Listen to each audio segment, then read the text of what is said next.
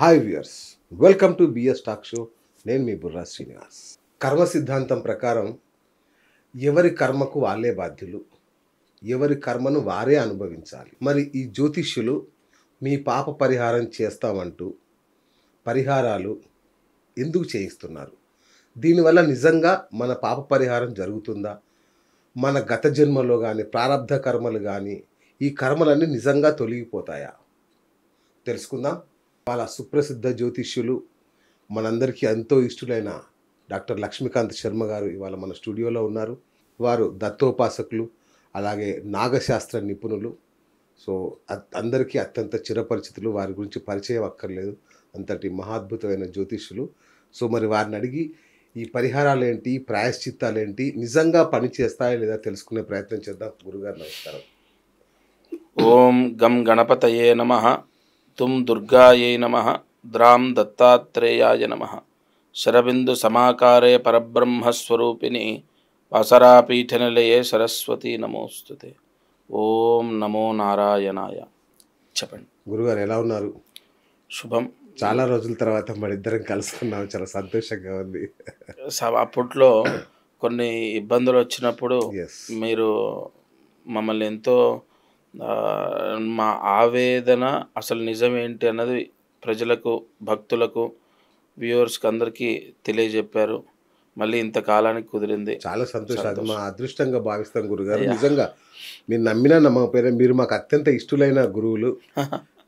ఎందుకంటే సభాముఖంగా ఒప్పుకోవాలి, అయ్యా ఇలాంటి నాకు ఈ వస్త్రధారణ కూడా మీరు నేర్పించింది. అది నిజంగా నిజంగా చిన్న మార్పే కానీ నాకు చాలా ఉపయోగపడింది గురుగారు. అట్లాగే మీరు గతంలో చెప్పిన పరిహారాలు అవి కూడా నాకు చాలా ఉపయోగపడ్డాయి. చాలా సంతోషం. అంటే మీ ద్వారా ఇంటర్వ్యూ అంటే మీరు ఆ విషయాన్ని ప్రస్తావన చేశారు కాబట్టి ఎస్, తెలుగు రాష్ట్రాల్లో కాకుండా కర్ణాటక, తమిళనాడు, అది ఆ దత్తాత్రేయ స్వామికి ఎంతో రుణం ఉన్నానేమో. మీ ద్వారా అప్పుడు ఇంటర్వ్యూస్ జరిగినప్పుడు ఎంతోమంది, మీరు కొన్ని ఛానల్లో వర్క్ చేసినప్పుడు, అప్పుడు నన్ను ఇంటర్వ్యూ చేసినప్పుడు ఒక చిన్న ఇంటర్వ్యూకి ఎంతోమంది సంప్రదించి వాళ్ళ జాతకంలో కుజదోషాలు ఉన్నాయని, లేదంటే కాలసర్ప దోషానికి ఒకరైతే ఆ అబ్బాయి వెళ్ళిపోయాడు ఇంట్లో నుంచి అని చెప్పి వచ్చారు. నాకు బాగా గుర్తు. అది ఎలా, ఎవరు కాంటాక్ట్ ఇచ్చారంటే సో అండ్ సో ఇంటర్వ్యూ అని చెప్పారు. ఆ అబ్బాయి అసలు ఆచూకీ దొరకదు అని నిరుత్సాహపడిపోయి అన్ని ప్రయత్నాలు అయిపోయిన తర్వాత మరి మీ ఇంటర్వ్యూ ఇప్పుడు చూడండి. అంటే ఇంటర్వ్యూ అన్నది ఏ వ్యక్తి జీవితాన్ని ఎలా యూటర్న్ తిప్పుతుంది అన్నదానికి ఆయన చూడడం జరిగింది. చూసి దాదాపుగా అన్ని చోట్లకు వెళ్ళి అనేక ఇప్పుడు ఒక కొడుకు ఒకరు కానీ ఇద్దరు కానీ సంతానం ఒకరు ఉంటేనే ప్రీతి అనేం కాదు కదా, ఎవరి ప్రేమ వాళ్ళదే. కాబట్టి ఇక్కడ ఏమైపోయింది, తిరిగి ఆ ఇంటర్వ్యూ చూసి మళ్ళీ ఆయన మనసులో దృఢమైన నమ్మకం కలిగి ఎస్ అవును భగవంతుడు ఉంటాడు, మనిషి యొక్క బాధని ఖచ్చితంగా ఆయన స్వీకరించి మన కోరిక నెరవేరుస్తాడు అని ఆయనకు మనసులో అనిపించింది. ఆ విధంగా మనం మాట్లాడాము. వాళ్ళు వచ్చారు, నాకు తెలిసిన విషయాలన్నీ కూడా నాగశాస్త్ర సంబంధితంగా, అయ్యా మీ అబ్బాయి ఇంకా లైవ్గా అంటే బ్రతికే ఉన్నారు. ఆయన సందేహం ఏంటంటే మరి 6 సంవత్సరాలు దాటింది, అసలు ఉన్నాడా లేడా, రకరకాల ప్రశ్నలు.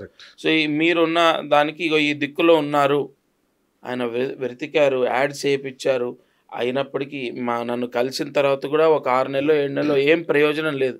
నేను చెప్పిన పరిహారం దాదాపు 13 నెలలు 13 నెలలు పూర్తయిన తర్వాత, ఇది ధర్మంగా చెప్తున్నాను, యజ్ఞోపవీతం పట్టుకొని 13 నెలలు పూర్తయ్యాక ఒక 16 రోజులో 17వ రోజు వాళ్ళ అబ్బాయి ఫోన్ చేశాడు. ఇప్పటికి కూడా ఆయనకి ఏం దొరకలేదు. ఈయన వెతికితే ఆయన ఏం దొరకలేదు, కానీ తనకు తాను ఫోన్ చేశారు. సో అండ్ సో నేను ఇక్కడ ఉన్నాను, నాకు ఎందుకో గుర్తొచ్చారు, మీరు ఎంతో బాధపడుతున్నారని అనుకొని నేను చేశాను, మీరు ఏం కంగారు పడొద్దు, నేను వస్తాను, నా సంకల్పం ఇది. ఏమండి ఒక్కటి మాత్రం నేను ఖచ్చితంగా చెప్తానంటే, పుస్తకాల్లో చదువుకుంది ఒక ఎత్తు అయితే మనుష్యుల యొక్క జీవితంలో నేను కళ్ళ చూసింది ఒక ఎత్తు. అక్షరాల కరెక్ట్గా మనము జాతకాన్ని లెక్క వేసి దానికి సరైన ప్రాయశ్చిత్తం ఇస్తే వాళ్ళకున్న కష్టము విముక్తి అవుతుంది. అది మాత్రం నిజం. అవునా? వండర్ఫుల్. నాకు సందేహం ఏంటంటే భగవద్గీతలో కృష్ణుడైనా సరే, కర్మలు నువ్వు ఆచరించు, ఫలితం గురించి ఆలోచించకు, ఉమ్, అవి నేను స్వీకరిస్తాను, నీకు సంబంధం లేదు, ఫలితాలతో నీకు సంబంధం లేదంటాడు. మరి అలాంటి కర్మల నుంచి తప్పించుకోవడానికి ఈ ప్రాయశ్చిత్తాలు ఎలా ఉపయోగపడతాయి? చూడండి, భగవద్గీతలో ఏం చెప్పారు? నువ్వు పని చెయ్యి, ఫలితం నేను ప్రసాదిస్తా అన్నారు తప్ప నువ్వు భగవంతుడు అనేటటువంటి ఒక ప్రాయశ్చిత్తాన్ని లేదా భగవంతుణ్ణి లేదా వేదానుసారంగా చెప్పిన ప్రాయశ్చిత్తాలని నువ్వు ఆచరిస్తే దానివల్ల ఎక్కడ ప్రయోజనం ఉండదు, లేదా దానివల్ల నీకేమీ ప్రయోజనం ఉండదు, నీ కర్మ ఎలా ఉంటే అలా కొనసాగుతుంది అని ఎక్కడుంది భగవద్గీతలో? మీరు చెప్పండి. భగవద్గీతలో ఏం చెప్పారు? ధర్మంగా నడుచుకోవాలి, ధర్మంగా ఉండాలి, లేదా ఇగో నీ యొక్క అత్యాశకు వెళ్ళకూడదు, కర్మని నువ్వు అనుసరించు, అది నీకు సత్ఫలితాన్ని నేను ప్రసాదిస్తాను అంటే ఎవరు? ఆయన నేను అన్న వ్యక్తి ఎవరు? పరమాత్మ. ఆయనని సుప్రసన్నం చేసుకోవడానికే కదా మా ప్రాయశ్చిత్తాలన్నీ. సుదర్శన హోమం చేస్తున్నాం కోర్టు కేసు గెలవడానికి. ఆ సుదర్శన మహాస్వరూపం ఎవరు? విష్ణు భగవానుడు. ఆయనని సుప్రసన్నం చేసుకుంటే ఆయన ప్రాయశ్చిత్తం. అంతెందుకు ప్రహ్లాద పురాణం, మార్కండేయ పురాణం ఇవన్నీ ప్రాయశ్చిత్తాలతోని తిరగబడినటువంటి జాతకాలే కదా. భగవంతుణ్ణి జయించి కర్మని జయించి భగవంతుణ్ణి మెప్పించి కర్మని జయించారు కదా వీళ్ళు. అంటే ఇప్పుడు మీరు కర్మ సిద్ధాంతం కాదంటున్నారా, తప్పంటున్నారా? అనట్లేదండి. మీ యొక్క పుట్టుక, నా పుట్టుక, ప్రతిదీ కూడా కర్మని అనుసరించే ఉంటుంది. ఇప్పుడు నేను పౌరోహిత్యంలోనో లేదంటే ఒక హితాన్ని బోధించడమో జ్యోతిష్య శాస్త్రంలో నేను ప్రయాణిస్తున్నాను అంటే నా లగ్నానికి దశమస్థానాధిపతి, దశమస్థానము, ఆ దశమస్థానాధిపతి ఉన్న నక్షత్రంలో అంటే ఏ నక్షత్రంలో ఉన్నాడు ఇవన్నీ చూసుకొనే మనం ఒక వృత్తిలో రాణిస్తాం. ఇది ఇక్కడికి అయిపోయింది. సరే, మీరు ఫలానా వ్యక్తుల యొక్క కడుపులో జన్మించి ఈ జీవితాన్ని కొనసాగించాలన్నది కర్మ. ఎస్, అవును. బట్ ఇందులో ఆటుపోట్లు అనేవి మీ జాతకంలో ఏదైతే అంటే మీ కర్మలో ఏదైతే రాసి ఉంటుందో, అంటే జాతకంలో ఏదైతే జాతకం అన్నా కర్మన్నా ఒకటే, మనం వేరువేరుగా అది ఏదైతే రాసి ఉంటుందో దాన్ని అంటే మంచి అయితే మనం ఓకే అండి, ఇవాళ మంచి జరిగింది, నీకు హ్యాపీ, మీరు సంతోషంగా ఉన్నారు. బట్ చెడు జరుగుతుంటే ఇంకా ఇంకా ఇంకా ఇంకా చెడులో మనము భరించలేక కష్టాలు పడుతున్నప్పుడు ఆ సమస్యల వలన ఆ సమస్యని పక్కకి పెడతాడు ఆ భగవంతుడు. అంటే ఆ సమస్యని ఖచ్చితంగా స్వీకరిస్తాడు. అయితే మీ ప్రశ్న ఇక్కడ ఈ కర్మని జయించేది ఎలా? కర్మని జయించడం ఎలా? కర్మ అంటే తలరాతలో ఉన్నది ఎలా మారుతుంది? అయితే ఇక్కడ 7.5 సంవత్సరాల శని ఉంది ఒక వ్యాపారస్తుడికి. ఆ వ్యాపారస్తుడికి 7.5 సంవత్సరాల శని దోషము విముక్తి అంటే ఆ శని దోషం పట్టుకుంది. నా దగ్గరికి వచ్చాడు, నేనేం చెప్పానయ్యా, శని జపం చేసుకో, లేదా ఈ ఉంగరం పెట్టుకో, లేదా ఈ పరిహారం చేయని చెప్పాను. మరి 7.5 సంవత్సరాల శని కర్మ అనుభవించాలన్నది ఆయన తలరాత కదా. మరి ఆయన తలరాతని మీరు ఎలా మారుస్తారయా? ఎగ్జాక్ట్లీ. ఎస్. అయితే ఇక్కడ ఈ 7.5 సంవత్సరాల శనికి సంబంధించి ఏ ప్రాయశ్చిత్త కర్మని మేము ఆచరించామో ఆ పుణ్య ఫలితం ఆ వ్యక్తిని ఏం చేస్తుందంటే, ఉదాహరణగా ఇప్పుడు 7.5 సంవత్సరాల్లో వ్యాపారంలో భారీ నష్టం రావాలని ఉంది. ఎదురుగా ఏదో వ్యాపారస్తుడు రావడం వల్ల ఇతనికి నష్టం విపరీతంగా వస్తుందన్నది కర్మలో ఉందనుకుందాం. ఈ ప్రాయశ్చిత్త కర్మ ఎదుటి వాళ్ళకి ఏదో ఆటంకం తీసుకురావడమో లేదా ఇంకో కారణమో ఆ ఎదుట వ్యాపారం రాకపోవడము కొంతలో కొంత ఇతను బెనిఫిట్ అవ్వడం జరుగుతుంది. అయితే 7.5 సంవత్సరాల శనితో మరి మీరు పూర్తిగా శని దోషాన్ని మీరు తీసేసింది ఏముందండి? కొంతలో కొంత బెనిఫిట్ అంటే అసలు నువ్వు ఘోరాతి ఘోరంగా అడుగున పడిపోవడం కన్నా నిలబడడం కొంత మంచిదే కదా. తర్వాత మీ భగవంతుడు ఈ 7.5 సంవత్సరాల శనికి కాదు, నేను బతికినంత కాలం శనికి సంబంధించి 10,000 అయ్యే దగ్గర ఇంకో 30,000 ఇస్తాను, బ్రతికినంత కాలం నేను రాజయోగం అనుభవించాలి అని కూడా నేను కోరుకుంటాను. మీరైనా కోరుతారు, ఎవరైనా. కానీ అలా ఏ పురోహితుడు చేసినా మీరు గత జన్మలో చేసుకున్న పాపం అనేది ఒకటి ఉంది కదా, అది అనుభవించాలి కదా. మీరు గత జన్మలో విర్రవీగారు, లేదా జనాలను మోసం చేశారు, లేదా ఇంకోటి చేశారు, అది ఎలా అనుభవించాలి? మళ్ళీ ఈ జన్మలో 2 చేతులు జోడించి నమస్కారం చేసి 4 బ్రాహ్మణులతో హోమం చేయించుకుంటే నా పాపం పోతుందంటే కాదు. మీరు పూర్తిగా కింద పడిపోకుండా అంటే ఆ వ్యాపారస్తుడు పూర్తిగా దివాలా తీసి షాప్ మూసుకొని వెళ్ళిపోతాడు. నిజంగా ఈయనకున్న బ్యాడ్ టైంలో ఎదురుగా ఎవరైనా ఇంకో షాప్ పెడితే ఓహో. అలా జరిగిన వాళ్ళు ఎంతో మంది ఉన్నారు. షాపులు మూసేసుకొని వేరే ప్లేస్ అక్కడ మూసేసుకొని అలా ఆ పరిస్థితి రాకుండా ఇప్పుడు ఆ కాలనీలో నీ షాప్ ఒక్కటే ఉందండి, నీ గురించి నచ్చకపోయినా నీ ప్రోడక్ట్ నచ్చకపోయినా అత్యవసరంగా కొంతమంది తీసుకునే వాళ్ళు ఉంటారు, ఇంటి పక్కనే నడవలేక కొంతమంది తీసుకునే వాళ్ళు ఉంటారు, కొంత దూరం పోలేక అది పుచ్చో చుచ్చో ఏదో అక్కడ ఎంతో కొంత రూపాయి పోయినా తీసుకునే వాళ్ళు ఉంటారు, అర్ధరాత్రి సమయం అయిందని తీసుకునే వాళ్ళు ఉంటారు, తెల్లవారుజామున స్కూల్లోకి వెళ్ళాలి టైం లేదని తీసుకునే వాళ్ళు ఉంటారు. ఈ విధానంగా ఎంతో కొంత నీ జీవనం గడుస్తూ ఉంటుంది వేరే వాడు రాకపోతే. ఈ వేరే వాడు రాకుండా ఆటంకాలు సృష్టించడం ఏదో ఇప్పుడు ప్రభుత్వం అక్కడ పర్మిషన్ ఇవ్వలే, లేదంటే ఓనర్ ఉన్నాడు, ఓనర్ నాకు 40,000 కిరాయి ఇవ్వాలంటే అతనికి ఇతనికి కుదరలేదు, అలా డిలే అవుతూ ఉంటుంది. నీ 1 year bad time, 1.5 year bad time. అలా నువ్వు చేసే ప్రాయశ్చిత్తాలు భగవంతుడు నిన్ను రక్షించడానికి, పూర్తిగా శనిదోషమేమి నిన్ను విడిచిపెట్టదు. బట్ 15 రూపాయలు ఉండే నీకు ఆ పూర్తిగా అంటే 1 రూపాయిలోకి పడిపోకుండా 15 రూపాయలు నువ్వు ఎక్స్పెక్ట్ చేసావు అంటే 1,50,000 మంత్లీ బిల్లింగ్ నువ్వు అనుకున్నావు. నీ శని దోషం వచ్చాక నీకు 10,000 కూడా అవ్వాలని లేదు. మేము చెప్పిన కర్మ ఆచరిస్తే 80 నుంచి 100 రూపాయల వరకు నువ్వు సంపాదించుకోగలవు. అది బెనిఫిటే కదా, మొత్తం మనం ఇబ్బందులు పడకుండా. Right, super. సో అంటే ఇక అన్నిటికి ఇలాగే వర్తిస్తుంది. అంటే అన్నిటికండి, ఉదాహరణకి ప్రాణగండం ఉందని జాతకంలో ఉంది, నువ్వు యాక్సిడెంట్ రూపంలో చనిపోతావనో లేదంటే ఇంకేదో మొత్తాన్ని ప్రాణగండం ఉంది, మీరు ప్రాయశ్చిత్తం చేస్తే తప్పుతుందా? కర్మ తప్పుతుంది. ఖచ్చితంగా నియమ నిష్టలతో ఉన్న వాళ్ళు చెయ్యాలి. ఇప్పుడు నేను ఎవరినో కూర్చోబెట్టి అయ్యా ఈ జపం చేయండి అని ఋత్విక్ వర్ణ ఇచ్చేస్తే అది తపస్సు అనేది మూడు భాగాలుగా ఉంటుంది. పూర్తిగా నియమ నిష్టలతో ఉన్న వాళ్ళు చేస్తే 100% ఫలితాన్ని ఇస్తుంది. తర్వాత సరే పొద్దున్నుంచి పూజ చేసుకునేటప్పుడే నేను పవిత్రంగా ఉంటాను, ఇతర టైంలో నేను మామూలుగానే ఉంటాను అన్న వాళ్లకు మధ్యమం. ఇక నేను పుట్టినటువంటిది బ్రాహ్మణ జన్మ, నేను ఏం చేసినా నా పుట్టుకకే పవిత్రత ఉంది అనేటటువంటి భావనలో ఉండి వాళ్ళు ఇష్టం వచ్చినట్టుగా, అంటే వాళ్ళు నిత్య విధి సంధ్యాస్నానం జపో హోమం దేవతానాంచ పూజనం ఆతిథ్యం వైశ్వదేవంచ షట్కర్మాని దినే దినే, అతి ముఖ్యమైనటువంటి బ్రాహ్మణుడిగా జన్మనెత్తి చేయవలసిన కర్మలు ఏమీ చేయకుండా నా జన్మే పవిత్రం అని చెప్పేసి నీ ఇష్టం వచ్చినట్టుగా ఉంటే అతను చేస్తే అధమం, అంటే అతను చేస్తే 10%.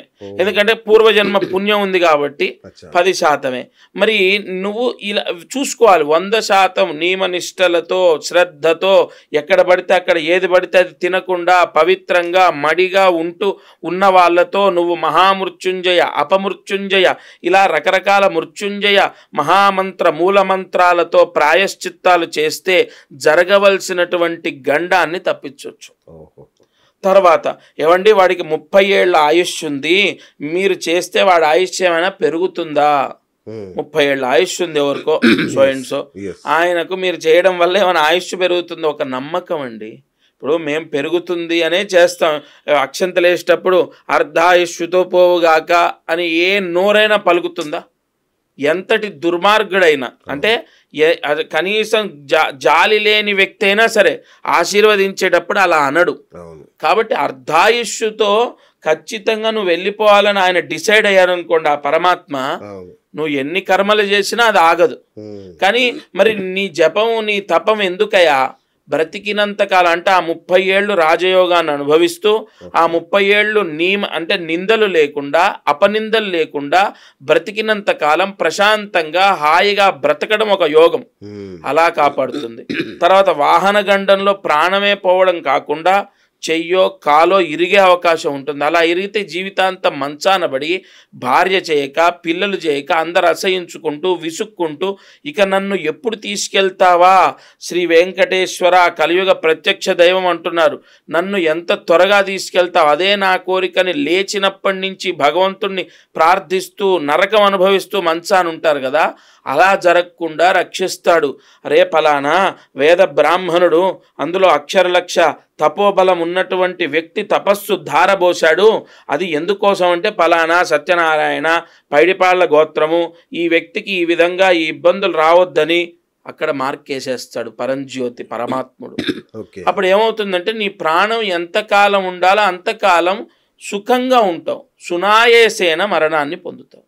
ఓకే. కర్మ ఎప్పటికైనా సరే మన వెంట వస్తూ ఉంటుంది. దాన్ని ఆపుతూ ఆపుతూ ఆపుతూ ఎప్పుడు ఏది నీకు ఇవ్వాలి అన్నది ప్రాయశ్చిత్తంతో భగవంతుడు ఇస్తాడు. ఓకే. ఇప్పుడు అమ్మాయి ఇష్టపడి పెళ్లి చేసుకుంది, ఊర్లో పెద్ద పేరు నిందపడింది. అదే టైంలో అబ్బాయికి యాక్సిడెంట్ అయిపోయి చనిపోయాడు. మళ్ళీ అదే టైంలో ఒక కోర్టు కేసు, పెద్ద కేసు వచ్చి ఆ వ్యక్తి పైన ఒక కేసు వచ్చి పడింది. ఎప్పుడుదో 9 ఏళ్ల క్రితంది. ఈ 3 వచ్చి పడ్డాక ఆత్మహత్య చేసుకోక ఏం చేసుకుంటాడు, చేసుకున్నాడు. జరిగిన విషయమే చెప్తున్నాను. బెంగళూరులో హుసూరు దగ్గర. అంటే నేను అనేది ఏంటంటే, అంటే ప్రాయశ్చిత్తం అన్నది మనోధైర్యాన్ని ఇస్తుంది ఆ సమయంలో. ఏమండి 2023లో ఇది జరిగింది, 2023లో పలానా రోజున ఆ ఆలోచన రాకపోతే, ఆ క్షణం ఆ గండ సమయం అనేది దాటిపోతే బతికేస్తాడు కదా కొన్నేళ్ళు. అంటే ఆ పరమాత్మ ఆ విధంగా చెడు ఆలోచనలు రాకుండా మనోధైర్యాన్ని, జ్యోతిష్య శాస్త్రం నాట్ ఏ కమర్షియల్ అండి, అసలు ఎదుటి వ్యక్తి ఆత్మధైర్యాన్ని పెంచుతుంది. కరెక్ట్గా మనం అప్లై చేస్తే కన్ఫామ్ నాకు మెడిసిన్ సీట్ వస్తుంది గురుగారు చెప్పారని 3 టైమ్స్ లాంగ్ టర్మ్ చేసి ఆ అమ్మాయి సాధించింది. That is Lakshmikanth Sharma. 100% మనము ఆ వ్యక్తి మనస్తత్వాన్ని జయిస్తే ఖచ్చితంగా అతను 100% అతను అనుకున్న గోల్ రీచ్ అవుతాడు. నమ్మాలి, నమ్మేటట్టు నువ్వు చెప్పాలి. దేవుడికి దండం పెట్టు, నవగ్రహాలకు తిరుగు, నీ పని అయిపోతుంది. కామన్గా నువ్వు చెప్తే, మీరు చెప్పినట్టు నేను చెప్తే అతనికి నమ్మకం ఎక్కడి నుంచి రావాలి? ఈ విధంగా ఇలా ఉంది కన్ఫామ్ భగవంతుడు అన్నవాడు ఈ విధంగా పురాణాలు మనం చూసుకుంటే ఇలా కాపాడాడు అని ఆ వ్యక్తికి ఫస్ట్ సెల్ఫ్ కాన్ఫిడెంట్ వచ్చిందనుకోండి, 100% ఏదైనా సాధిస్తాడు. రైట్ గురూజీ, మీరు నాగశాస్త్ర నిపుణులు కదా, ఎందుకంటే నాగశాస్త్రం ఏంటి కొత్తగా? అంటే నాకు అర్థం కాదు. కొత్తదేం కాదండి, ఇది ఎంతో పురాణం. ఇది ఒక కోర్సు ఉంటుంది, కొన్ని ప్రశ్నాశాస్త్రానికి సంబంధించిన దాంట్లో ఇదొకటి. సుబ్రహ్మణ్య ఉపాసన. ఇప్పుడు మామూలుగా మనము సత్యనారాయణ స్వామి వ్రతం చేస్తే ఇగో మంచి జరుగుతుంది, లేదంటే పలానా గణపతి హోమం చేసుకోవాలి, వాస్తు హోమం చేసుకోవాలి, ఈ విధంగా ఉంటుందని ఎలాగైతే నిత్యకర్మని ఆచరిస్తూ ఉంటామో, ఈ నాగశాస్త్ర సంబంధితమైన ప్రాయశ్చిత్తాలు ఎవరైతే వాళ్ళ జాతకాన్ని చూయించి వాళ్ళు చేస్తారో ఇన్స్టంట్ గ్రోత్ అనేది వస్తుంది. అంటే కలియుగంలో అందుకే మీరు చూడండి, ఎంత పెద్ద నిధి నిక్షేపాలకు కానీ సర్పబంధనమే ఉంటుంది. ఎందుకలా? దాని మంత్రం అంత పవర్ వెంటనే పనిచేస్తుంది. ఎన్ని రోజులైనా ఎన్ని తరాలైనా ఆ మంత్రశక్తి తగ్గదు. అందుకే నాగశాస్త్ర సంబంధితంగా నేను ఇవాల్టికి ఇంతమంది నేను చెప్పేది విశ్వసిస్తున్నారంటే వాళ్ళకు జరుగుతున్నాయి అంటే పూర్తిగా నాగమంత్రాలతో, సుబ్రహ్మణ్య మహామంత్రాలతో ఎన్నో పూజలు, హోమాలు, ప్రాయశ్చిత్తాలు చేయించడం ద్వారా వెంటనే వివాహం అవ్వడం. ఒక అమ్మాయి పెళ్లి చేసుకొని నాకు సో ఆ వ్యక్తితో నాకు రిలేషన్ బాగుంటుంది, నా జీవితం బాగుంటుందని చెప్పిన అమ్మాయి మారి వాట్ అనేది గ్రహించి పెళ్లి చేసుకొని ఇలా ఎన్నో ఉదాహరణలు ఉన్నాయి. Because of one and only Subrahmanya మహామంత్ర శక్తి. దత్తుడు అన్న సుబ్రహ్మణ్యుడు అన్న ఒకటేనా? కాదు. అంటే మీరు దత్తోపాసకులు కదా. దత్త దీక్ష అనేది నా ఇష్టానికి, అంటే నాకు ఎంతో ఇష్టం దత్తాత్రేయ రూపం. ఎందుకు అంటే చిన్నప్పుడు నేను ఏ దేవుడు శక్తివంతం, అంటే ఏ దేవుడు బలమైన వాడని ఎప్పుడు అడుగుతుండేవాడిని. మా తాతగారినో నాన్ననో ఎవరు కనిపిస్తే గురువులను, అసలు ఏ దేవుడు, ఆంజనేయ స్వామి చాలా బలవంతుడు, ఇంకొక ఆయన లేదు శంకరుడు ఇంకా బలవంతుడు, ఇంకొక ఆయన అమ్మవారే. అసలు లాస్ట్కి కంక్లూజన్లో మనకి ఏం తెలిసిందంటే అందరూ చెప్పిన దాంట్లో ఎక్కువగా త్రిమూర్తులు శక్తివంతులు అనేది మనకు వచ్చింది. అయితే వీళ్ళ ముగ్గురు ఇట్లెవరు, మనిషి మనసు అదే కదా, ఇంకా తవ్వుతున్నాడు. వీళ్ళ ముగ్గురు ఇట్లెవరు, వీళ్ళు ముగ్గురు కలిస్తే ఒక రూపం. నాకు అప్పుడు ఏంటి, చిన్నప్పటి నుంచి ఇక నేను ఆయన చాలా పవర్, ఇక అందరి దేవుళ్ళ కన్నా ఆయనే శక్తి అని ఆయన్ని ఎక్కువగా ఏ చిన్న కష్టం వచ్చినా బాధ వచ్చినా ఆయనకు దండం పెట్టుకునేవాడు. అలా నాకు ఆ దత్తాత్రేయ స్వామి ఇష్టదైవం అయిపోయాడు. అందుకు ఆయన దీక్షని తీసుకొని ఆయన మంత్రం, మనకు ఈ మంత్రోపదేశాలు ఎలా అంటే ఏదో పుస్తకంలో చూసి చదవడం కాదండి, గురువుల ద్వారా పుణ్య నదీ తీరంలో నదీ స్నానం చేసి గురువుల ద్వారా మంత్రాన్ని మనము ఉపదేశం తీసుకోవాలి. ఓకే. అలా దత్త మంత్రాన్ని ఉపదేశం తీసుకున్నాను. ఓకే. అది కూడా యాజులు గారని, మద్దూరు యాజులు గారని మహాదత్త ఉపాసకులు ఆయన. అచ్చచ్చా. ఆయన ద్వారా తీసుకొని అక్షరలక్ష జపం పూర్తి చేసి ఇంకా చేస్తూనే ఉన్నాను. ఇప్పుడు మాలా మంత్రం చేస్తున్నాను. నాకు ఆయన అంటే పంచ ప్రాణాలు. ఒక ఒక శరీరంలో మనకు ఇంద్రియాలు అన్నీ పనిచేయడానికి ఏదైతే ముఖ్యంగా మన బ్లడ్ ఇప్పుడు గుండెకు టచ్ అవ్వలేదు అంటే బ్లడ్ సర్క్యులేషన్ ఆగిపోయి గుండె ఆగిపోతుంది. అలా నిజంగా చెప్తున్నాను, మంత్రం దత్త మంత్రం చదవకపోతే నా గుండె ఆగిపోతుంది. అంత ఇష్టం నాకు ఆ మంత్ర ఉపాసన. అది దత్తాత్రేయ స్వామి మంత్రాన్ని నేను ఆ విధంగా ఉపదేశం తీసుకున్నాను. మాలాంటి వాళ్ళు దత్తుని స్మరించుకుంటే అన్న ఉపయోగమా? చాలా. కలియుగంలో విపరీతమైన పేరు ప్రఖ్యాతులు కానీ, డబ్బు కానీ, అష్టైశ్వర్యాలు కానీ ప్రసాదించేది దత్తాత్రేయుడు. ఆయన అంశనే సాయినాథుడు. అందుకే ఇవాళ ఎన్ని కాంట్రవర్సీస్ ఎలా ఉన్నా కూడా దైవాన్ని నమ్ముకుని, అది ఏ విధమైన దైవం, ఏ రూపమైన దైవాన్ని నమ్ముకున్న వాళ్ళు మాత్రం ఎక్కడికి ఏ విధంగా అంటే నష్టపోయినట్టు లేరు చరిత్రలో. అవును, అవును. రైట్. అంటే మీరు రెగ్యులర్గా మీ ఆశ్రమంలో కానీ మీ దగ్గర కానీ ఈ పరిహారాలు ప్రాయశ్చిత్తాలు చేస్తుంటారు కదా? చేస్తుంటాం. నాగశాస్త్రం ప్రకారమే చేస్తుంటారా? నాగశాస్త్రం ప్రకారము సుబ్రహ్మణ్య మంత్రాలు, సర్ప మంత్రాలు, నాగమంత్రాలతో ప్రాయశ్చిత్తాలు చేయటం.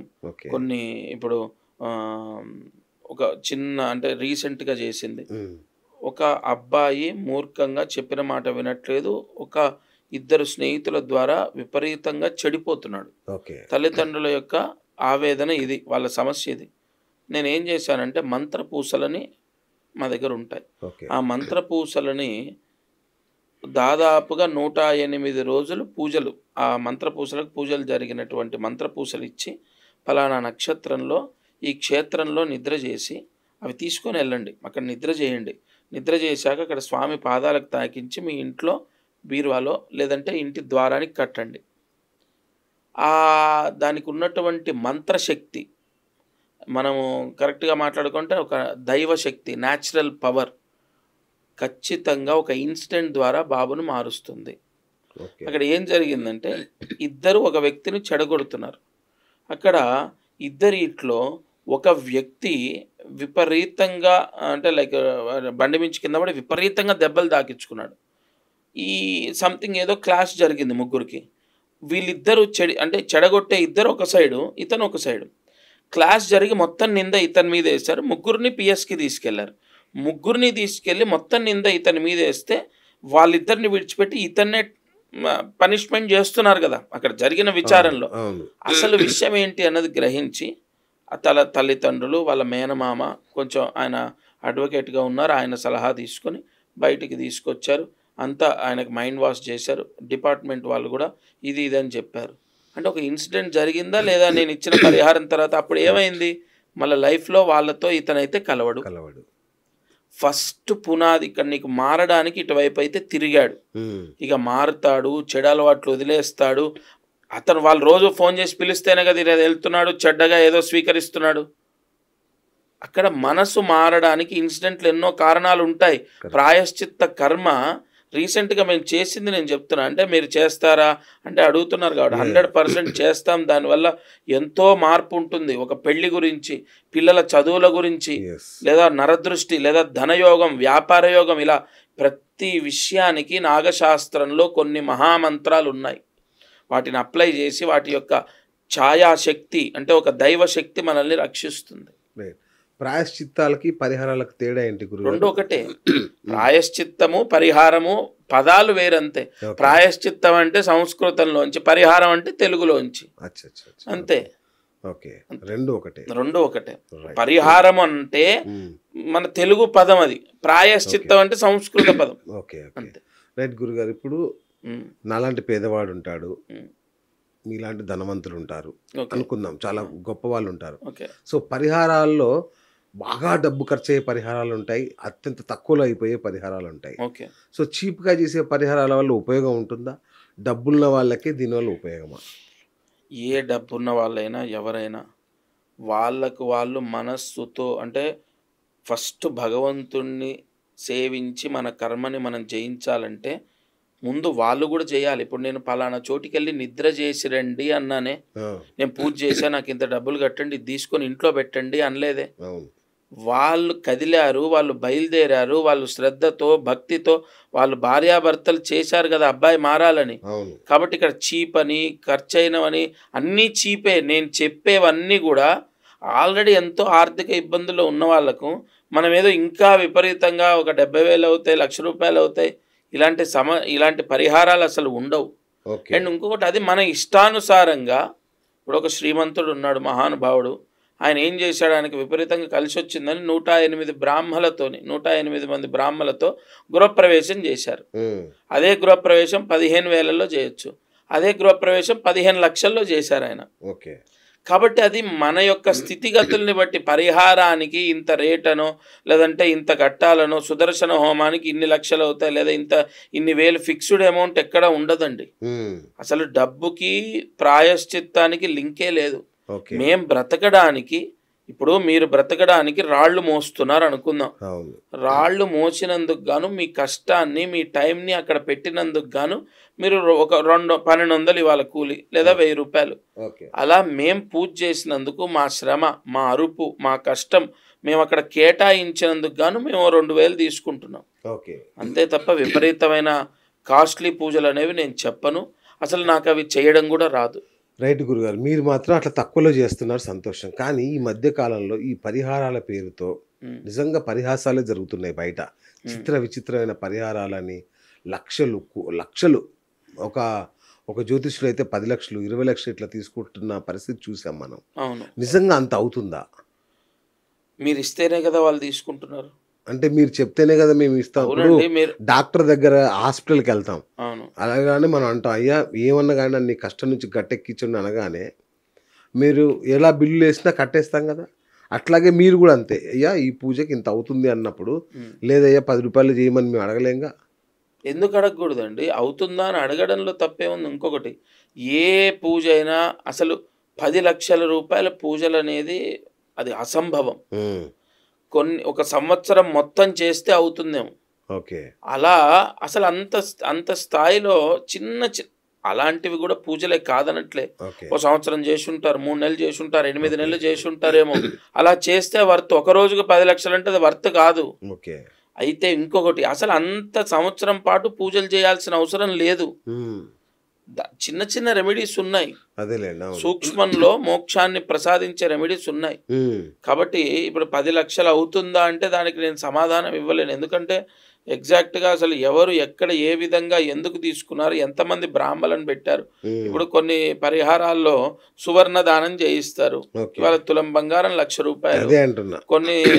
కొన్ని ప్రాయశ్చిత్తాలు, గోదానం. ఇప్పుడు నాకు కొన్ని సమస్యలు ఉన్నాయని చెప్పి గోదానం చేశా. గోదానం చేస్తే అది ప్రత్యక్ష గోదానం నేను చేసినందుకు కానీ నాకు 1,50,000 అలా ఖర్చు అయింది.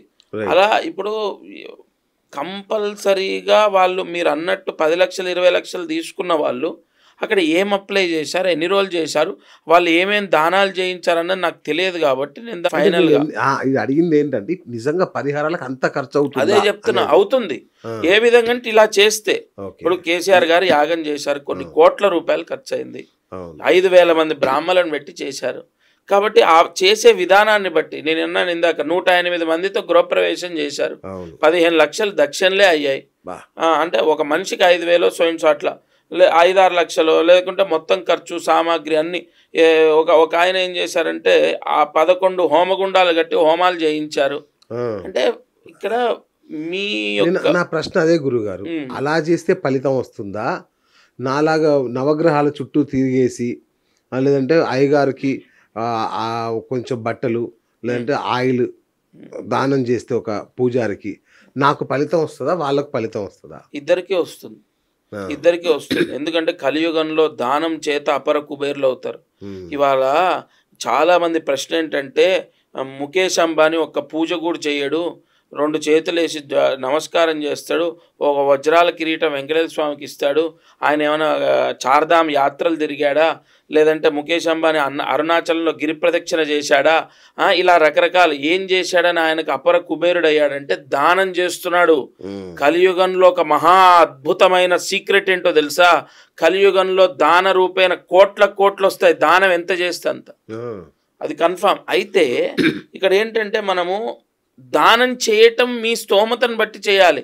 తులసీదళం పట్టుకొని ఏకాదశి మంగళవారం, ఇది బాగా వినండి, ఏకాదశి మంగళవారం వచ్చిన రోజు తులసీదళం పట్టుకొని విష్ణు సహస్రనామ పారాయణ అంతా చేసి ఆ తులసీదళాన్ని శ్రీ మహావిష్ణువు యొక్క పాదాల దగ్గర పెడితే అది ఎంతో పెద్ద యాగం చేసిన ఫలితం వస్తుంది. ఇటువంటి రహస్యాలున్నాయి, అవి కూడా తెలుసుకోవాలి. ఏ గురువు ద్వారా, ఎంత గొప్ప గురువు, ఏ విధంగా చదువుకున్నాడు, అతని ద్వారా తెలుసుకొని ఇప్పుడు మీరు 11 హోమగుండాలు కట్టి ఎంత హోమం చేసి 11 లక్షలు దక్షిణ ఇచ్చిన వ్యక్తికి ఎంత పుణ్యమైతే వచ్చిందో, ఏకాదశి మంగళవారం రోజు ఆ తులసీ దళాన్ని కుడి చేతిలో అలా అరిచేతిలో పెట్టుకొని ఆ తులసీ దళాన్ని పట్టుకొని విష్ణు సహస్రనామ పారాయణం అంతా చదివి విష్ణువు యొక్క పాదాల దగ్గర పెడితే అంతే ఫలితం వస్తుంది.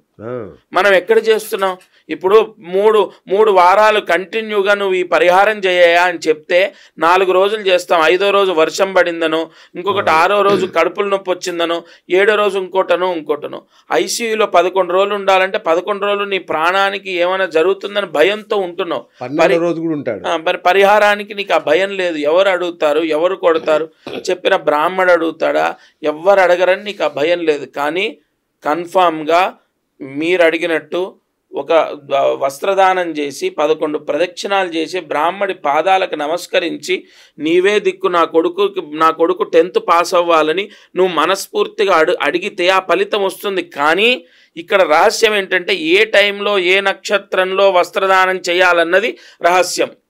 అది నేను జాతకం బట్టి ఇస్తున్నాను, అందుకే ఎంతో మందికి సక్సెస్ అవుతుంది.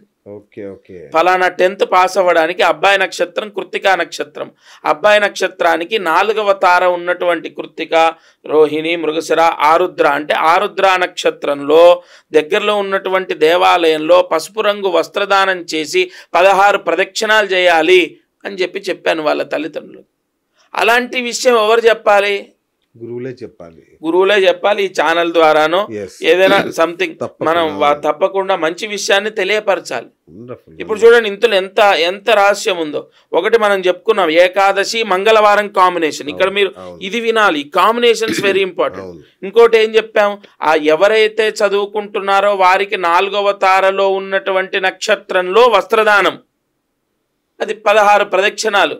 ఇటువంటివి ఎన్నో అద్భుతమైన రెమెడీస్ ఉన్నాయి. నాట్ ఓన్లీ ప్రతిదానికి 1,00,000 రూపాయలు పెట్టి జపాలు చేయటమే కాదు, నేను ఎన్నో రాసిస్తున్నాను, పూజలు కూడా చేస్తున్నాను, చేయట్లేదు అనట్లే. బట్ తప్పదు, ఇంకా కన్ఫామ్. ఇప్పుడు అబ్బాయి ఎక్కడో అమెరికాలో ఉన్నాడు, ఆయనే చేయాలి, ఆయన లేడు, అప్పుడు తప్పకుండా హోమం చేసుకోవాలి తల్లిదండ్రులు. అలాంటివి కొన్ని పూజలు కూడా చేస్తున్నాం. నిజంగా నాకు మీరు ఇచ్చారు ఒక పరిహారం ఏంటంటే, లక్ష్మీ నరసింహస్వామి ఆలయానికి వెళ్ళి అక్కడ అయ్యగారికి పసుపు బట్టలను ఆయిల్ ఇవ్వమన్నారు, ఇచ్చాను, మంచి జరిగింది, రిజల్ట్ వస్తుంది. అంటే మీకు ఒకటండి, మీకంటూ సపరేట్గా అవ్వడము, మారటము, చెడు నుంచి మిమ్మల్ని దూరం చేయటము, ఇంకా ఊబిలోకి మీరు వెళ్లకుండా మీకు మీరుగా నిర్ణయాలు తీసుకోవడం కూడా మంచి అండి.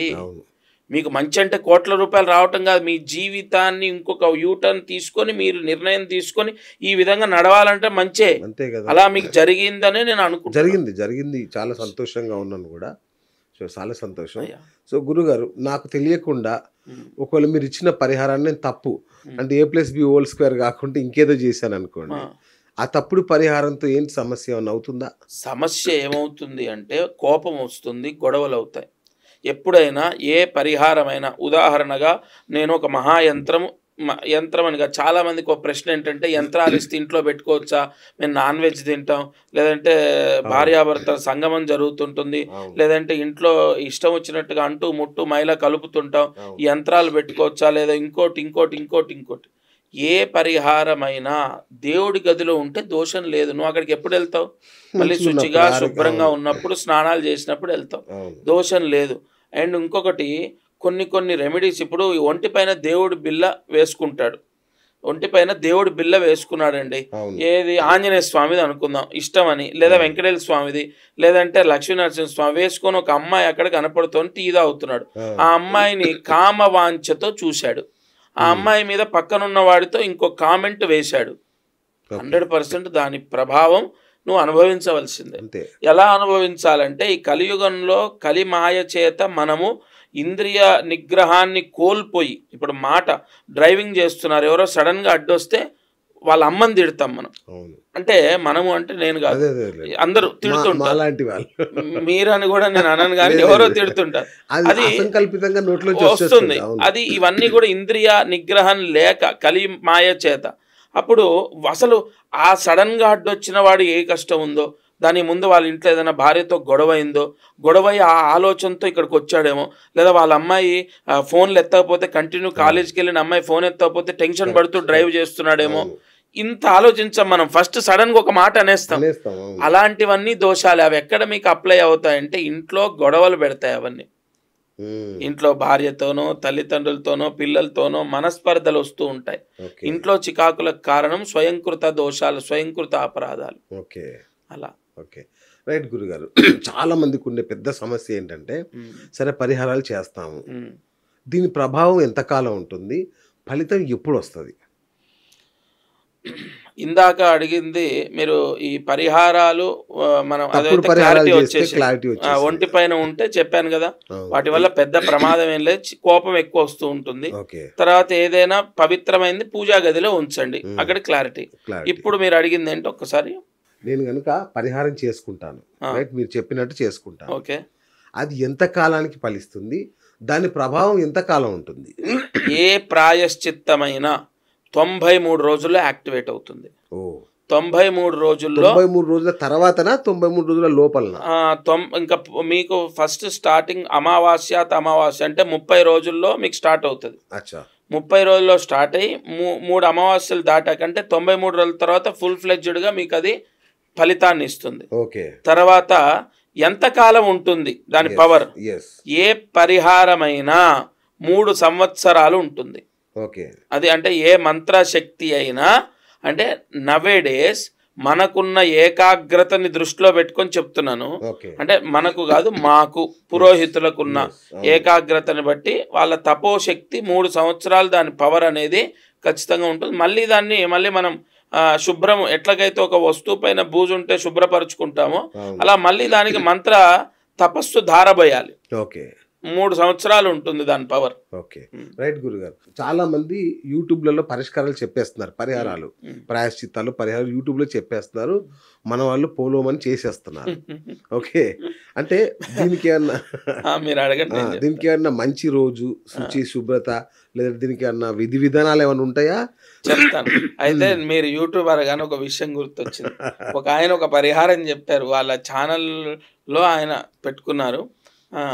ఏ పరిహారం అంటే, ఒక అద్దం తీసుకోవాలి, అద్దంలో గడపకు అటో కాలు ఇటో కాలు వేసి నిలబడి ఆ అద్దం అంటే అలా నిలబడి బొట్టు పెట్టుకుంటే మీకు రావాల్సిన డబ్బులు వస్తాయన్నది చెప్పారు.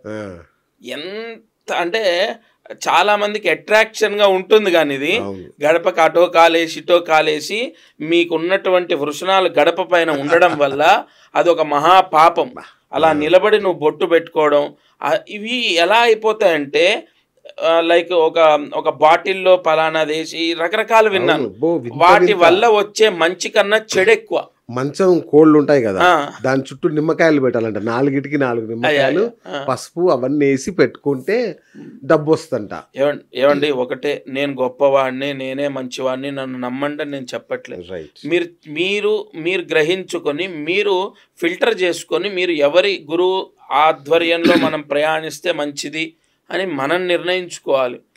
ఇటువంటి పరిహారాలు ఇప్పుడు మీరు అడిగారు యూట్యూబ్లో చేసినవి, ఎలా పడితే అలా ముహూర్తాలు లేకుండా మన ఇష్టం వచ్చినట్టు. ఇంకొకటి, ఎప్పుడో 3 years బ్యాక్ ఉన్న వీడియో, ఉదాహరణగా శుక్రవారం రోజు ఆయన పాపం ఆ పండితుడు ఆ శుక్రవారం రోజు అది శ్రావణ శుక్రవారం అయ్యుండి ఆయన చెప్పాడేమో, కానీ మనం 3 ఏళ్ల తర్వాత ఏదో ఇలా అంటుంటే అది కనపడుతుంది. శుక్రవారం రోజు పసుపుతో స్నానం చేస్తే దీర్ఘ సోమంగళ్యత్వం అంటే అది ఏ శుక్రవారం, మళ్ళీ ఏ మాసం, అవన్నీ మనము జస్ట్ చూసి విని వదిలేయాలి. ఓకే. మీరు ఆచరించాలంటే ఏ నుంచి జెడ్ వరకు అన్ని క్లియర్గా తెలుసుకునే ముందడుగు వేయాలి. ఇష్టం వచ్చినట్టు చేయొద్దు. అంటే ఖచ్చితంగా జ్యోతిష్యుని సంప్రదించాల్సిందే. జ్యోతిష్యుణ్ణి అని కాదు, ఇప్పుడు మీకు సంబంధించి ఒక పరిహారం విన్నారంటే అది ఏ నక్షత్రంలో చేయాలి, ఏ ముహూర్తంలో చేయాలి అన్నది మీకు క్లారిటీ ఉండాలి. ఓకే. అది మీరు జ్యోతిష్యుని సంప్రదిస్తే వస్తే అలా అనుకోండి, లేదు మీకు అందులో క్లారిటీగా చెప్పారనుకోండి, ఓకే.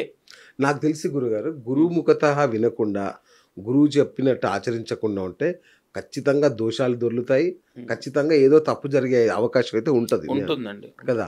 సో బెటర్ ఏంటంటే జ్యోతిష్యుని సంప్రదించి వారు చెప్పినట్టుగా యాజ్ ఇట్ ఈజ్గా చేస్తే తప్ప. నాట్ ఓన్లీ జ్యోతిష్యము, గురువులు ఎగ్జాక్ట్ హితబోధ చేసే వాళ్ళు ఎవరైనా అందులో వాళ్ళకి సబ్జెక్ట్ తెలిసి ఉండాలి. ఇప్పుడు తులసమ్మ దగ్గర దీపారాధన పెట్టండి అంటే ఎందుకు పెడుతున్నారు? ఆ వేడి వల్ల చెట్టుకి ఎటువంటి బ్యాక్టీరియా, చెడు పురుగులు ఏవి ఉండవు. అందులో ఇంకా తులసి అనేది మహావృక్షం. మీరు 100% అంటే ఏ చెట్టుకైనా చూడండి, ఏ చెట్లైనా సరే ఎక్కువగా ఆక్సిజన్ జనరేట్ చేసేటటువంటి చెట్టు తులసి చెట్టు. అందులో ఆ తులసి చెట్టు దీపారాధన చేసి ధూపం వేయాలి. ధూపం అనేది చాలా విశేష. ఇలా ప్రామాణికంగా చెప్పేటటువంటి వాళ్ళని అనుసరించడం, ఆచరించడం మంచిది. రైట్ గురుగారు. దీనికి కూడా ఒక ప్రశ్న ఉంది నా దగ్గర. లక్ష్మీకాంత్ శర్మ గారిని అడిగితే దీపాన్ని కుడివైపు పెట్టండి అని చెప్తాడు. ఇంకొక శర్మ గారిని అడిగితే దీపాన్ని ఎడమవైపు పెట్టండి అంటారు. ఇంకొక ఆయన దక్షిణం అంటాడు, ఇంకొక ఆయన ఉత్తరం అంటాడు, ఇంకొక ఆయన అసలు దీపమే పెట్టొద్దు అంటాడు. అంటే జ్యోతిష్యులు అందరూ ఒక్కొక్కరు ఒక్కో రకమైన ఒక సమస్యకి, ఉదాహరణకి నాకు ఈతి బాధలు ఉన్నాయి, లేదంటే ఆర్థిక సమస్యలు ఉన్నాయి, ఇవి తీరాలి అని మిమ్మల్ని అడిగితే ఒక పరిహారం చెప్తారు, ఇంకొకరిని అడిగితే ఇంకొక పరిహారం చెప్తారు. ఎందుకు ఇలా పరిహారాల్లో ఎందుకు ఇంత తేడా ఉంటుంది? అది దానికి ఎప్పటికీ అది 100% అది ఎప్పటికీ పోదు. 100% అది ఉంటుంది. ఎందుకు అంటే ఎవరి పరిజ్ఞానం ఎంత ఉంది, ఎవరికి ఎంత అమ్మవారి అనుగ్రహం ఉంది, వాక్శుద్ధి ఉంది, వాళ్ళు ఎంత తపస్సు చేస్తున్నారు, దాన్ని బట్టి అమ్మవారు పలికిస్తుంది. అది రెండోది. అంతెందుకండి, సబ్జెక్ట్లో ఏది ఉంటే అది మాట్లాడే డాక్టర్స్ దగ్గరనే తలనొప్పికి 4 రకాల కంపెనీల టాబ్లెట్లు ఇస్తారు. అండ్ 100% ఇక్కడ తపస్సుతో ఆధారపడినటువంటి జ్యోతిష్యంలో సబ్జెక్టుతో పాటు తపస్సుని అప్లై చేస్తేనే జ్యోతిష్యం ఫలిస్తుంది. అటువంటి జ్యోతిష్యంలో ఖచ్చితంగా 4 రకాలుగా మనం వినవలసి వస్తుంది.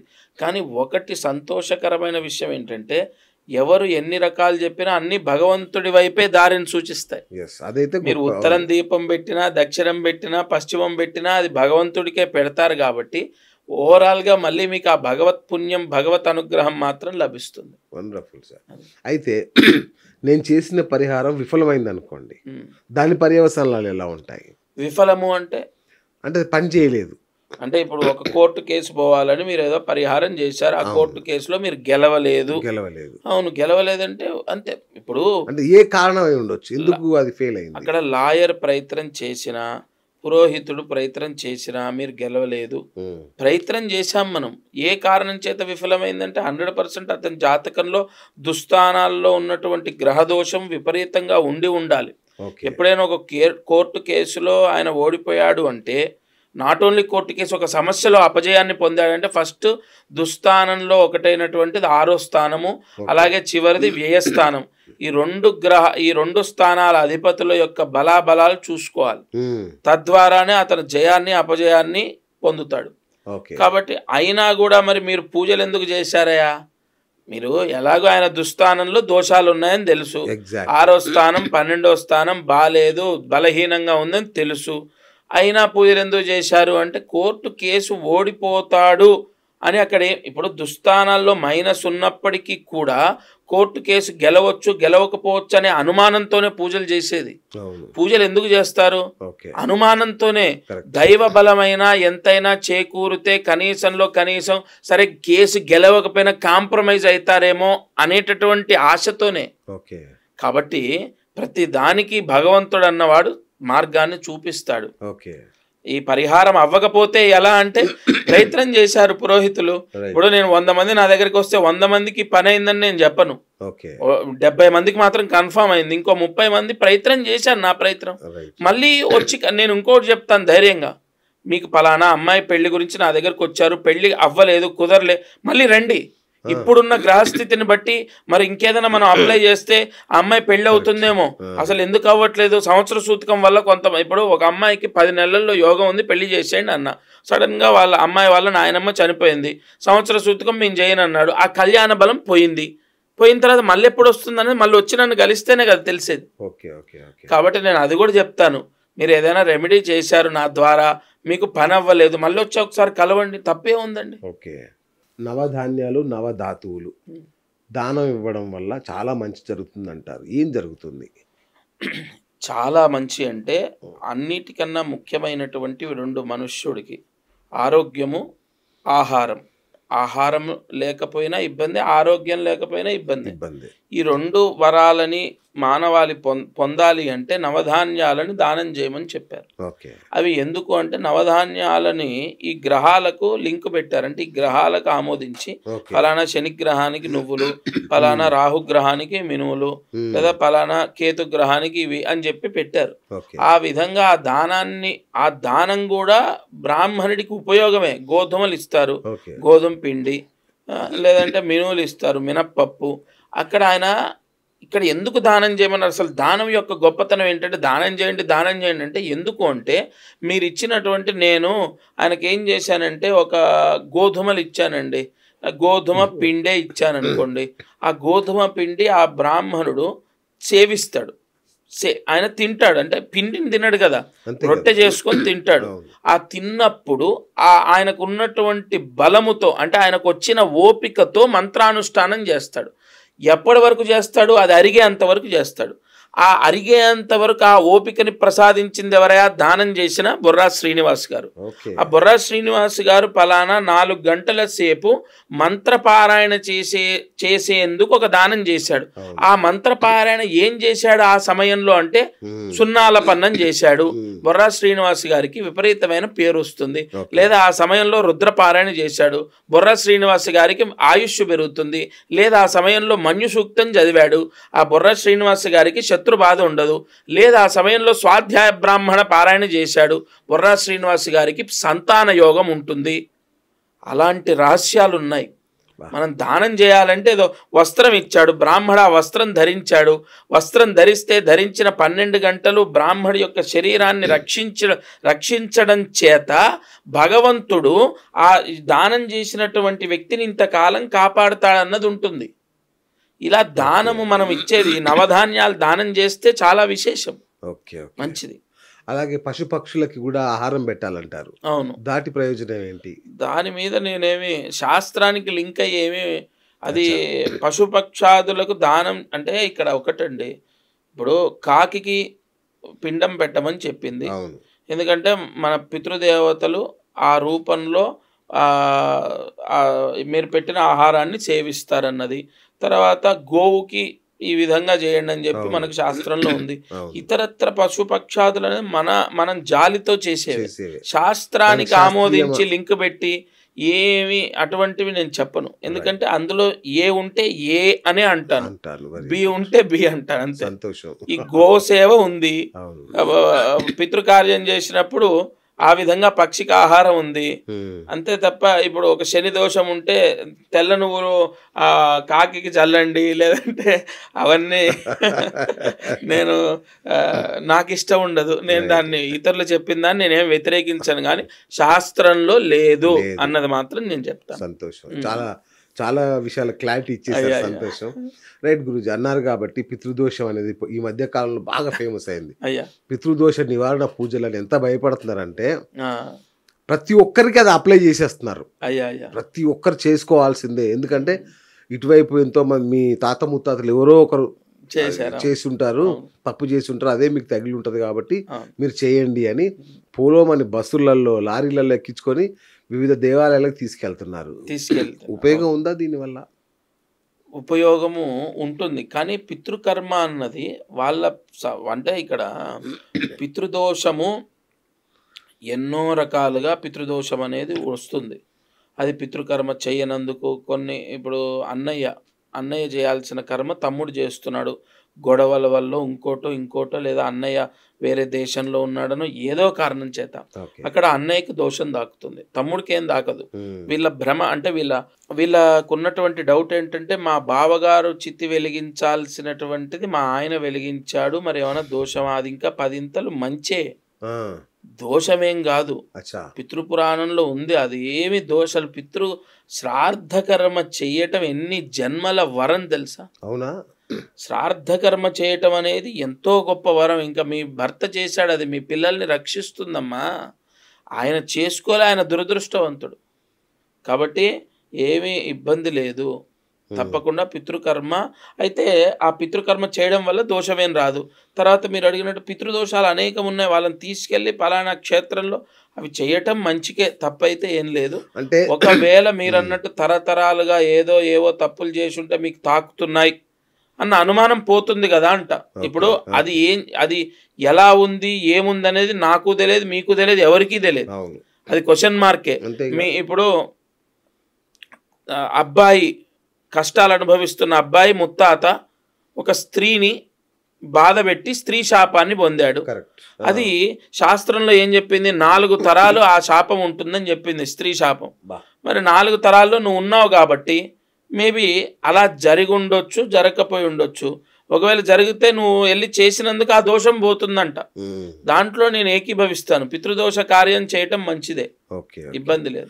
అంటే సామూహికంగా చేయడం మంచిదేనా? సామూహికంగా అసలు ఎలా చేస్తారు? వాళ్ళ ఇంటి పేరు, వాళ్ళ గోత్రం, వాళ్ళ పిండ ప్రధానం అన్ని వేరు కదా. అదే చెప్తున్నా. ఇప్పుడు గోకర్ణ లాంటి క్షేత్రంలో వందలాది మందిని తీసుకెళ్లి ఒక టెంట్ వేసి చక్కగా వందలాది మందిని కూర్చోబెట్టేసి సామూహికంగా చేస్తున్నారు. ఇలా చేయడం మంచిదేనా? ఏమండి, ఒక యజమానికి ఒక బ్రాహ్మడు ఉండాలి. ఒక బ్రాహ్మడు మైకు పట్టుకొని చెప్తూ అంటే అది తప్పేం కాదు. కానీ ఇప్పుడు బొర్రా శ్రీనివాస్ గారు ఫాస్ట్ గా చేస్తారు, లక్ష్మీకాంత్ శర్మ నిదానం. నువ్వులు తిలోదకంతర్పయాం అన్నప్పుడు మొదటి పిండం దగ్గర వదిలిపెట్టి రెండో పిండం మంత్రం చదువుతుంటే ఆ మొదటి దగ్గరే వదిలిపెడుతూ ఉంటాడు లక్ష్మీకాంత్ శర్మ అయోమయంగా. ఆ దోషం ఏమవుతుంది? పితృపితామహ ప్రపితామహ అన్న 3వ దానికి వెళ్ళిపోతుంది మంత్రం. ఇతను 2వ దగ్గరే ఉంటాడు. అప్పుడు ఆ నీళ్ళు ఎవరికి అర్పించినట్టు? అంటే పితృకార్యం చేయటం కరెక్టే, కానీ గుంపులుగా 30 మంది 40 మంది కూర్చొని ఒక మనిషి చెప్తూ ఉంటే చేస్తే అలా కూడా చేయొచ్చు. కానీ 40 మంది మిషన్ స్విచ్ చేస్తే 3 రెక్కలు తిరిగినట్టు 40 మంది ఒకేలాగా ఒకే మనస్తత్వంతో ఒకే యాక్టివిటీతో ఫాస్ట్గా ఒకే రకంగా ఎలా చేస్తారు? అసాధ్యం. అనేది అలా మధ్యలో ఎవరికి ఇక్కడ దోమ ఇలా అంటాడు అనే లోపు ఇంకో మంత్రానికి వెళ్ళిపోతుంది. పితృపితామహ ప్రపితామహ. కాబట్టి పితృకార్యం చేయడం మంచిదే, కానీ మీ ఎదురుగా బ్రాహ్మడు కూర్చోవాలి, ఆయన పర్యవేక్షణలో జరగాలి. ఇప్పుడు దర్భలు వేయాలి, దక్షిణ అగ్రాలు ఉండాలి. నువ్వు తెలియక తూర్పు అగ్రాలు వేసావనుకో అది దోషమే. నువ్వు దేవత, ఇప్పుడు విశ్వేదేవ ఆవాహన ఉంటుంది, తర్వాత పితృ ఆవాహన ఉంటుంది. పితృ ఆవాహన దక్షిణముఖంగా చేయాలి, విశ్వేదేవ ఆవాహన ఉత్తరముఖంగా చేయాలి. అవన్నీ నియమాలు. బ్రాహ్మడు ఎదురు కూర్చుంటే తప్పొప్పులు చెప్తాడు, ఆయన ఉందే అందుకు కదా. అలా ఒక వ్యక్తికి ఒక మనిషిని పెట్టుకొని చేయిస్తే మంచిదే. రైట్. అయితే ప్రత్యేకంగా ఇప్పుడు రాబోతున్నాయి పితృపక్షాలు రాబోతున్నాయి. సో కరెక్ట్గా ఆ పితృపక్షాల్లోనే చేయాలా? ఇక్కడ ఈ పితృపక్షాల్లో చేస్తే విశేషం. ఎందుకంటే ఈ శ్రాద్ధ కర్మలు ఈ 15 రోజుల్లో కొన్ని కర్మలు ఉంటాయి తండ్రి లేని వాళ్ళు చేసేవి. ఈ కర్మలని ఆచరిస్తే వాళ్ళు అంటే వాళ్ళ పూర్వీకులు చేసిన మహాపాపాలు ప్రక్షాళన అవుతాయి. ఉత్తమ గతులలో వాళ్ళు ఉండడం అంటే ఉత్తమ గతులను పొందుతారు. అయితే ఈ 15 రోజులు పితృదేవతలకు అత్యంత ప్రీతి. 15 రోజులు పితృదేవతలకు మీరు ఏది అర్పించినా వాళ్లకు స్వీకరించే యోగ్యతని భగవంతుడు ప్రసాదిస్తాడు. ఇప్పుడు మీరు ప్రతిరోజు రాళ్ళు రప్పలు లేదంటే ఇంకోటో ఆయనకి ఇష్టమని ఏదో అర్పించినా కూడా వాళ్ళు స్వీకరించరు. కానీ ఈ రాళ్ళు రప్పలని ఎందుకన్నానంటే మా నాన్నగారికి ఇది ఇష్టమని ఒక చిన్నది ఒక రాయి ఆయన ఇష్టమని చెప్పేసి ఆయన పటం ఎదురుగా పెట్టి దాని మీద దీపం పెడుతున్నాడు. అంటే నేను ఆ విధంగా ఈ పదాన్ని వాడాల్సి వచ్చింది. అంటే నువ్వు ఏది ఇష్టమో అది చేయడం ఓకే, కానీ వాళ్ళని స్వీకరించేటటువంటి యోగ్యతని వాళ్ళు భగవంతుడు ప్రసాదించేది ఈ 15 రోజుల్లో. Okay okay. కాబట్టి ఈ 15 రోజుల్లో పితృకర్మ చేస్తే చాలా విశేషం. శ్రాద్ధ కర్మ ఉంటుంది, లేదంటే మీకు కొన్ని పితృపక్షాల్లో చేసేటటువంటి ప్రాయశ్చిత్తాలు ఉంటాయి, అవి చేసుకోవచ్చు. రైట్. అయితే పితృ అమావాస్య అని చెప్పి ప్రతిసారి వస్తుంటుంది కదా. ఇప్పుడు మాలయ శ్రాద్ధం అని చేస్తారు ఈ 15 రోజుల్లో, అలా చేయాలి. పితృ అమావాస్య చెప్పండి. అది ప్రతి పితృ అమావాస్య కూడా ఇవి చేసుకోవచ్చు పరిహారాలను కూడా ఈ మధ్య చాలా మంది ప్రతి అమావాస్యకు చేసేస్తున్నారు. ప్రతి అమావాస్య చేయరండి, చేస్తున్నారు. ప్రతి అమావాస్య తర్పణాలు విడవాలి. అది ఎవరు? బ్రాహ్మణుడు. ఓకే. పితృతర్పణాలని తండ్రి లేనటువంటి వ్యక్తి తర్పణాలు దర్భ పెట్టుకొని తర్పణాలు చేసుకోవాలి ఆ అమావాస్య రోజు, అంతే తప్ప ప్రతి ఒక్కళ్ళు పితృతర్పణాలు వదలడానికి అధికారం ఉండదు. అయినా ప్రతి అమావాస్య పితృకర్మ కార్యం అనేది చేయటం ఏమి ఉండదు. అలా చేయిస్తున్నారంటే అది కరెక్ట్ కాదు. సో ఏదైనా సరే పితృపక్షాల్లో చేయాలి. వాళ్ళకి ఆబ్దీకం పెట్టుకునే నియమం ఉంటే ప్రతి సంవత్సరం వాళ్ళు చనిపోయిన తిథి రోజు ఆబ్దీకం పెట్టాలి, లేదా పిండ ప్రదానం వరకు అయితే పిండ ప్రదానం చేయాలి, లేదా తర్పణం వరకు అయితే తర్పణం చేయాలి, లేదా స్వయం పాకం అయితే స్వయం పాకం చేయాలి వాళ్ళ తల్లిదండ్రుల యొక్క తిథి రోజు. కొంతమంది ఏం చేస్తారంటే వాళ్ళ ఇంటి ఆచారాన్ని బట్టి ఈ మాలయ పక్షాల్లో అంటే ఈ 15 రోజుల్లో దశమి రోజు, అమావాస్య రోజు, లేదా పలానా అష్టమి రోజు ఇలా స్వయం పాకం ఇచ్చేస్తారు తర్పణాలు విడిచిపెట్టి. అలా కూడా చేసుకోవచ్చు. కానీ పితృకర్మ మరవరాదు. పితృకర్మ చేయడం చాలా మంచిది. వంశాభివృద్ధి, మనశ్శాంతి. పితృదేవతలు ఇవాళ నీకు ఒక 3 రోజులు నీళ్లు లేకుండా నిన్ను పెడితే నువ్వు ఎంత తాపసానికి గురవుతావో, వాళ్ళకు నువ్వు తర్పణం విడవకపోతే అంత అగ్ని ఆ ప్రేతాత్మ అగ్నితో ఉంటుంది. ఆ అగ్నికి నీళ్లు పొయ్యకపోతే విపరీతమైన క్రోధాన్ని పొందుతుంది, శపించేస్తుంది. ఖచ్చితంగా ఇది మీరు 100% శాస్త్రంలోనే ఉంది. మీరు పెద్ద పెద్ద వారి ప్రవచనాల్లో కూడా వినొచ్చు ఈ మాటలు. ఖచ్చితంగా పితృదేవతల శాపానికి గురవుతాం. కాబట్టి పితృకర్మ చేయాలి. అది మీ ఆచారంలో ఎలా ఉందంటే మీ వంశీకులు తర్పణాలు, కొంతమందికి పిండ ప్రదానం, కొంతమందికి ఆబ్దీకం, అలా దాని ప్రకారం చేయాలి. ఓకే గురుగారు, ఇప్పుడు సెప్టెంబర్ 7న సంపూర్ణ చంద్రగ్రహణం రాబోతోంది. చాలా మంది భయపెట్టేస్తున్నారు. ఆ రోజు మహాప్రలయం, మహావిలయం, ఆ రోజు నుంచి చాలా జరుగుతుంది, చాలా ఘోరాలు జరగబోతున్నాయి అని చెప్తున్నారు. అసలు ఏం జరుగుతుంది? సెప్టెంబర్ 7న సంపూర్ణ చంద్రగ్రహణం వస్తే ఏం జరుగుతుంది? ఏమీ జరగదండి. అది భయం పెడుతున్నారంటే తంబలైన్లు అలా ఉంటాయి. లోపల విషయం ఒకటి, తంబలైన్ ఒకటి ఉంటుంది. కొంతమంది నిజంగానే భయపెట్టొచ్చు, కానీ ఏమీ జరగదు. గ్రహణాలు అనేవి గ్రహణాలు కామన్. ఇప్పుడు గ్రహణం వస్తుంది, రాకుండా ఉండదు. భూ సంచారంలో గ్రహణం అనేది ఖచ్చితంగా రావాల్సిందే. ఎందుకంటే దైవబలం ఉన్న దగ్గర దుష్టశక్తి ఉంటుంది. అలాగే ఈ గ్రహణాలు అనేవి ఒక ఛాయా దోషాన్ని ఇస్తాయి మానవాళికి. దానివల్ల ఏమీ జరగదు. ఆ సమయంలో తపస్సు చేసుకోవాలి, ఆ సమయంలో నదీ స్నానం చేయాలి, లేదా ఆ సమయంలో మెడిటేషన్ అంటే భగవద్ ధ్యానంలో ఉండాలి. ఆ సమయంలో టీవీ పెట్టుకొని మనకు టీవీలో లైవ్ చూడటం కాకుండా యూట్యూబ్లో ఎలాగో వస్తుందిగా 2 గంటల తర్వాత రేపు తెల్లారు, మీకు ఆ సమయం మాత్రం మళ్ళీ రాదుగా. గ్రహణ కాలము ప్రథమ, మధ్యమ, మోక్షకాలం అనేది మళ్ళీ రాదుగా. ఆ గ్రహణ కాలంలో తలస్నానం చేసి కూర్చొని తపస్సు చేయి, పారాయణ చేయి, దుర్గా సూక్త పారాయణ చేస్తే ఈసారి ఈ చంద్రగ్రహణంలో విపరీతమైన ధనయోగాన్ని పొందుతారు. ఎందుకంటే చంద్రుడు అమ్మవారికి వశపడిపోతాడు, దుర్గాదేవికి వరాన్ని ఇచ్చేస్తాడు అంతే. అలాంటి చంద్రగ్రహణంలో మనం విన్న ఇప్పుడు మీరంటే చదువుతారు గురుగారు దుర్గా సూక్తం, మాకేమొస్తుంది, మీరు వినండి. లేక దుర్గా అష్టోత్తరం ఉంది, అష్టోత్తరం చదవచ్చు, నామాలే కదా. ఇప్పుడు ఎర్రబెల్లి వెళ్ళడానికి ఈ బస్సు అని చెప్పి బస్సు మీద నువ్వు అయితే చదువుతున్నావు కదా, లేదంటే హైదరాబాద్ టు కాకినాడ అని చదువుతున్నావు కదా. అలాగే నామాలు ఉంటాయి, నామాలు తెలుగులోనే, లేదా ఇంగ్లీష్లో ఉంటాయి, లేదా హిందీలో ఉంటాయి.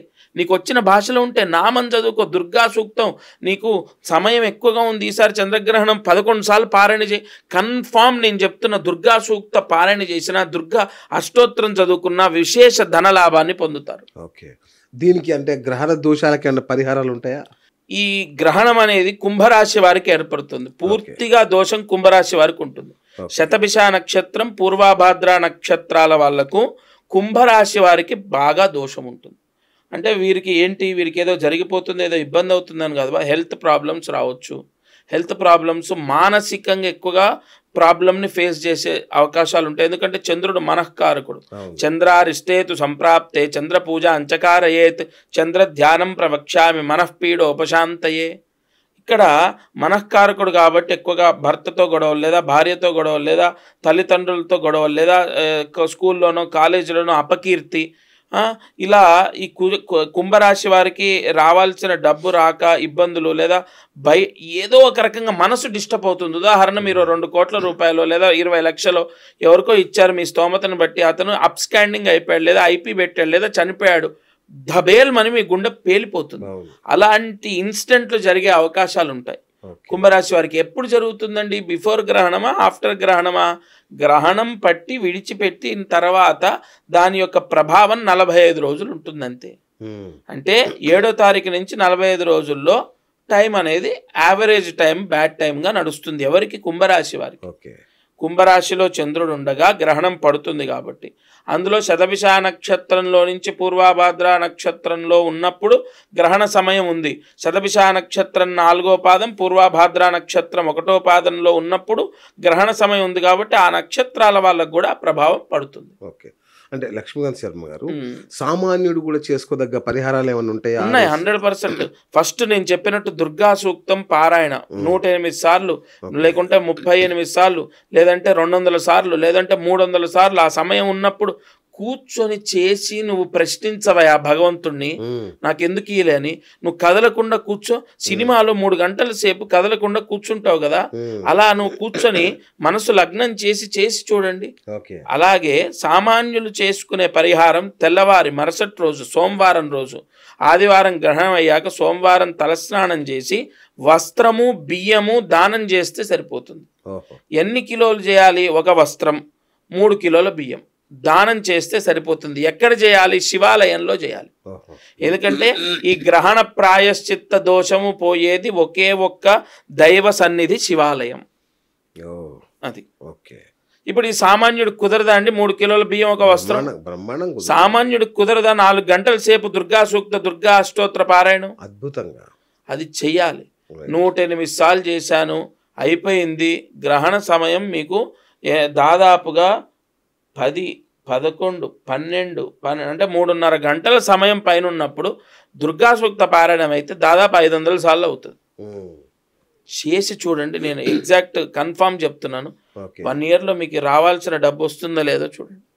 1 ఇయర్ పడుతుందా అనకండి, 1 ఇయర్ లోపే స్టార్ట్ అయిపోతుంది. చాలా మందికి ఇంట్లో దుష్ట శక్తుల అనేది ఒకటి చాలా ఇబ్బంది పెడుతుంటది. అంటే ఇంట్లో ఏవో ఆత్మలు ఉన్నాయి, శక్తులు ఉన్నాయని చాలా మందికి ఒక అనుమానం ఉంటుంది. దీనికి ఏమన్నా పరిహారాలు ఉంటాయా? చాలా మంది దుష్ట శక్తులు మా ఇంట్లో ఉన్నాయని ఫీల్ అవుతుంటారు కదా. దానికి కాలయక్షిణి యంత్రం అని ఉంటుంది. ఓకే.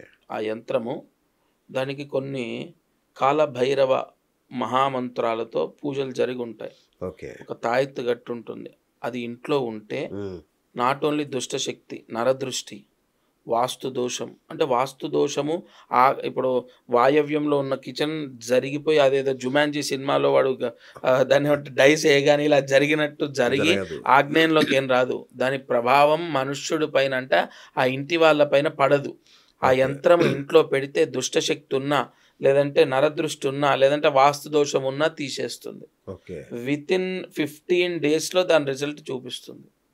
కాబట్టి ఉండొచ్చు, గాలి సోకే ఉంటాయి, ఇంటి నిర్మాణంలో దోషాలు ఉంటాయి, ఇంటి కిందనే బొందలు ఉండొచ్చు, ఎన్నో ఉంటాయి.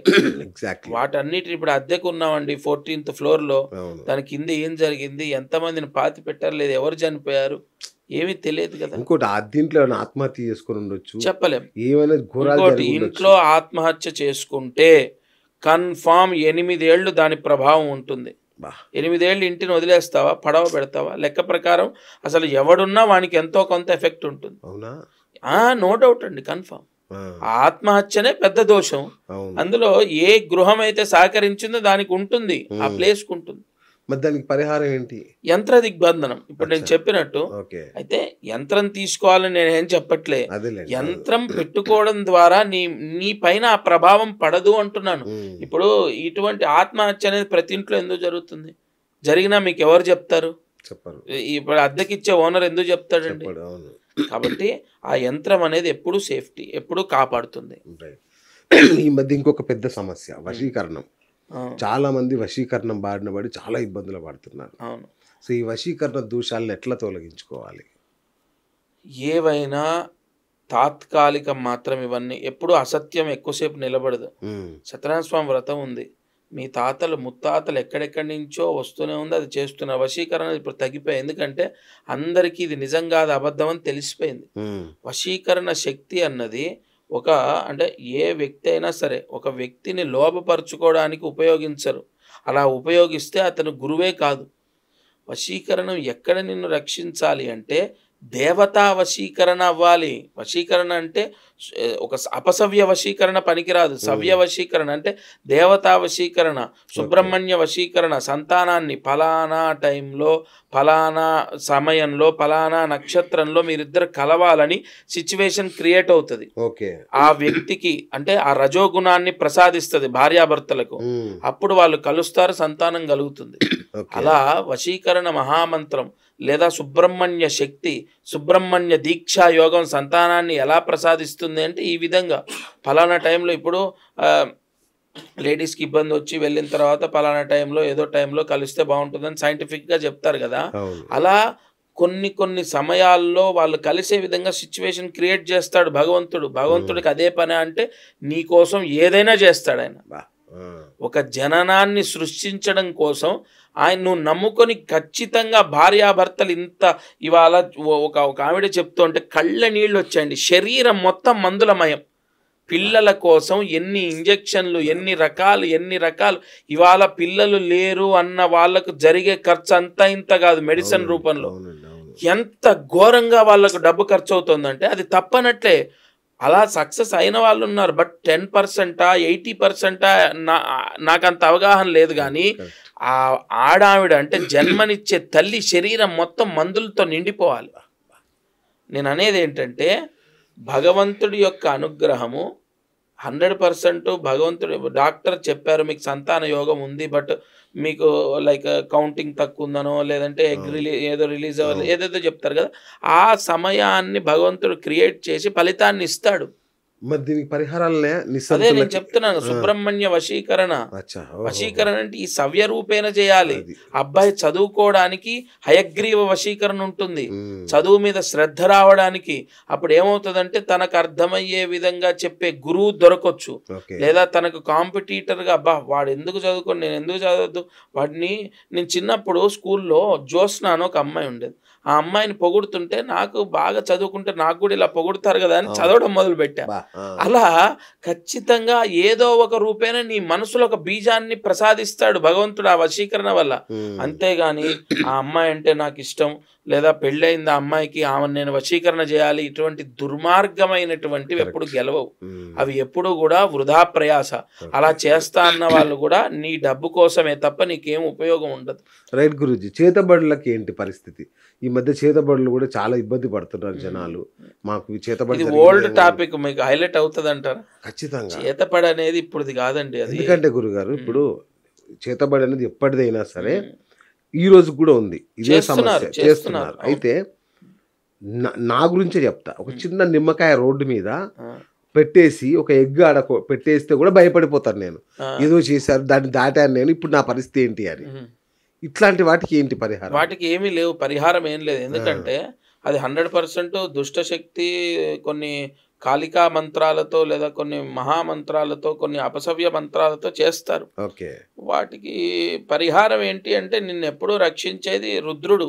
రుద్ర కవచమే పరిహారం దానికి. అది ఒకవేళ నీకు అనుమానం ఉంది ఎవరైనా నీ పైన కానీ నీ కుటుంబం పైన కానీ ఏమైనా చేశారు, సడన్గా మేము బాగున్న వాళ్ళం ఇలా అయిపోయాం, మా అబ్బాయి బాగా చదివేవాడు ఇలా అయిపోయాడు, మా పైన మాకు తెలిసిన వాళ్ళు మా బంధువుల్లో ఏమో చేయించారు, మా పైన ఏవో జరుగుతున్నాయి అనుమానం ఉంది, మీరు అన్నట్టు అవో ఇవో ఇంటి ముందర వేసి వెళ్తున్నారు అన్నప్పుడు దానికి రుద్ర సంబంధితమైన పరిహారాలు చేసుకుంటే బాగుంటుంది.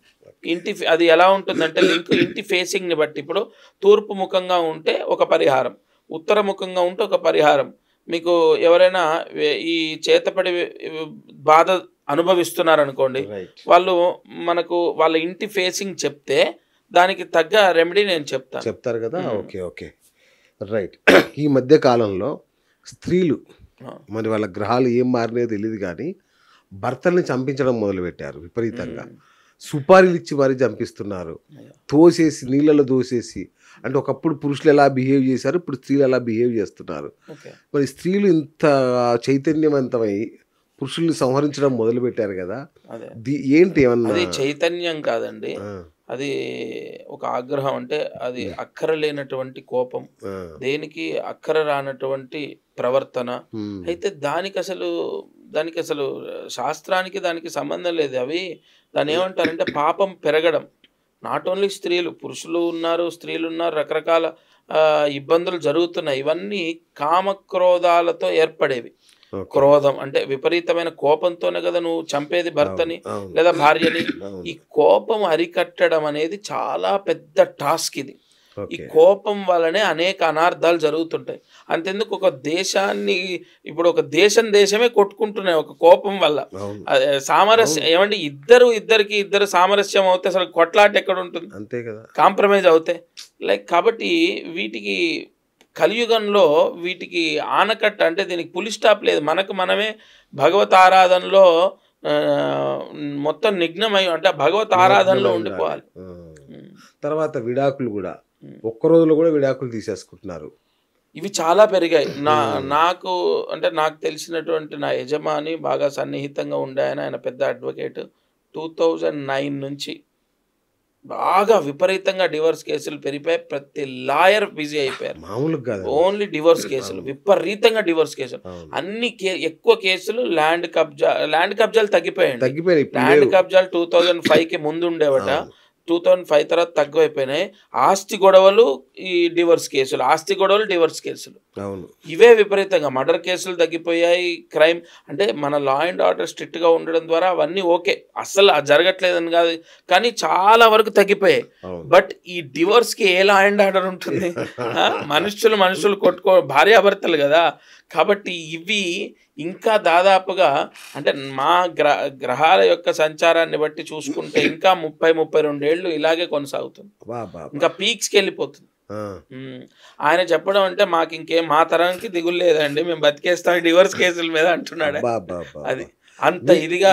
వీటికి ఏం పరిహారాలు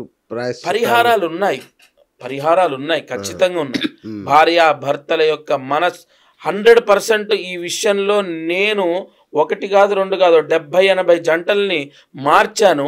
100% మనుషులు వాళ్ళ యొక్క ప్రవర్తన మార్పు, వాళ్ళ కోపం తగ్గడం, వాళ్ళ ఆలోచన మారటం, పిల్లల కోసం బ్రతకాలి, పిల్లల కోసం కలిసి ఉండాలి, సొసైటీ కోసం కలిసి ఉండాలి, తల్లిదండ్రులకు చెడ్డ పేరు వస్తుంది, ఇలా ఒక అంటే ఆలోచన మారిపోతుంది వాళ్ళది. కంపల్సరీగా వాళ్ళు కలిసి ఉండే ప్రయత్నం ఇద్దరు మారాలి. ఒకరు కాంప్రమైజ్ అయ్యి బ్రతికేస్తే కాదు. అలాంటి పరిహారాలు ఉన్నాయి, 100% ఉన్నాయి. శుక్ర సంబంధితంగా కుజదోషానికి సంబంధించి ఇలాంటి పరిహారాలు చేసినప్పుడు వాటి ఎఫెక్ట్ తగ్గుతుంది. తర్వాత ఈ మధ్య కాలంలో అంటే మాకు వస్తున్న కేసులు ఏంటంటే, అంటే మాకు మిగతా వింటున్నాం కదా, వివాహ వయసు 30-35 దాటిపోతుంది, సంబంధాలు కుదరట్లేదు. ఇట్లాంటి వాళ్ళ కోసం ఏమన్నా ఉంటుందా? పెళ్ళి తొందరగా చేయాలండి. ఆడవాళ్ళకి 25, 24, 23, 22 అని చెప్పను, కానీ 23, 24, 25 దాటొద్దు. అబ్బాయిలకు 26, 27, 28 దాటొద్దు. ఇవి దాటితే పెళ్ళిళ్ళు అవ్వడం కష్టం. ఇది ఫస్ట్ మనం జాతకాలు ఇవన్నీ పక్క పెట్టి ప్రాక్టికల్గా ఆలోచించాలి. తర్వాత సంతాన సమస్యలు, నరాల వీక్నెస్లు రకరకాలు వస్తాయి. ఇది ఏ డాక్టర్ చెప్పక్కర్లేదు, జ్యోతిష్కుడు చెప్పక్కర్లేదు, మినిమం ఆలోచన, కామన్ సెన్స్ అంతే.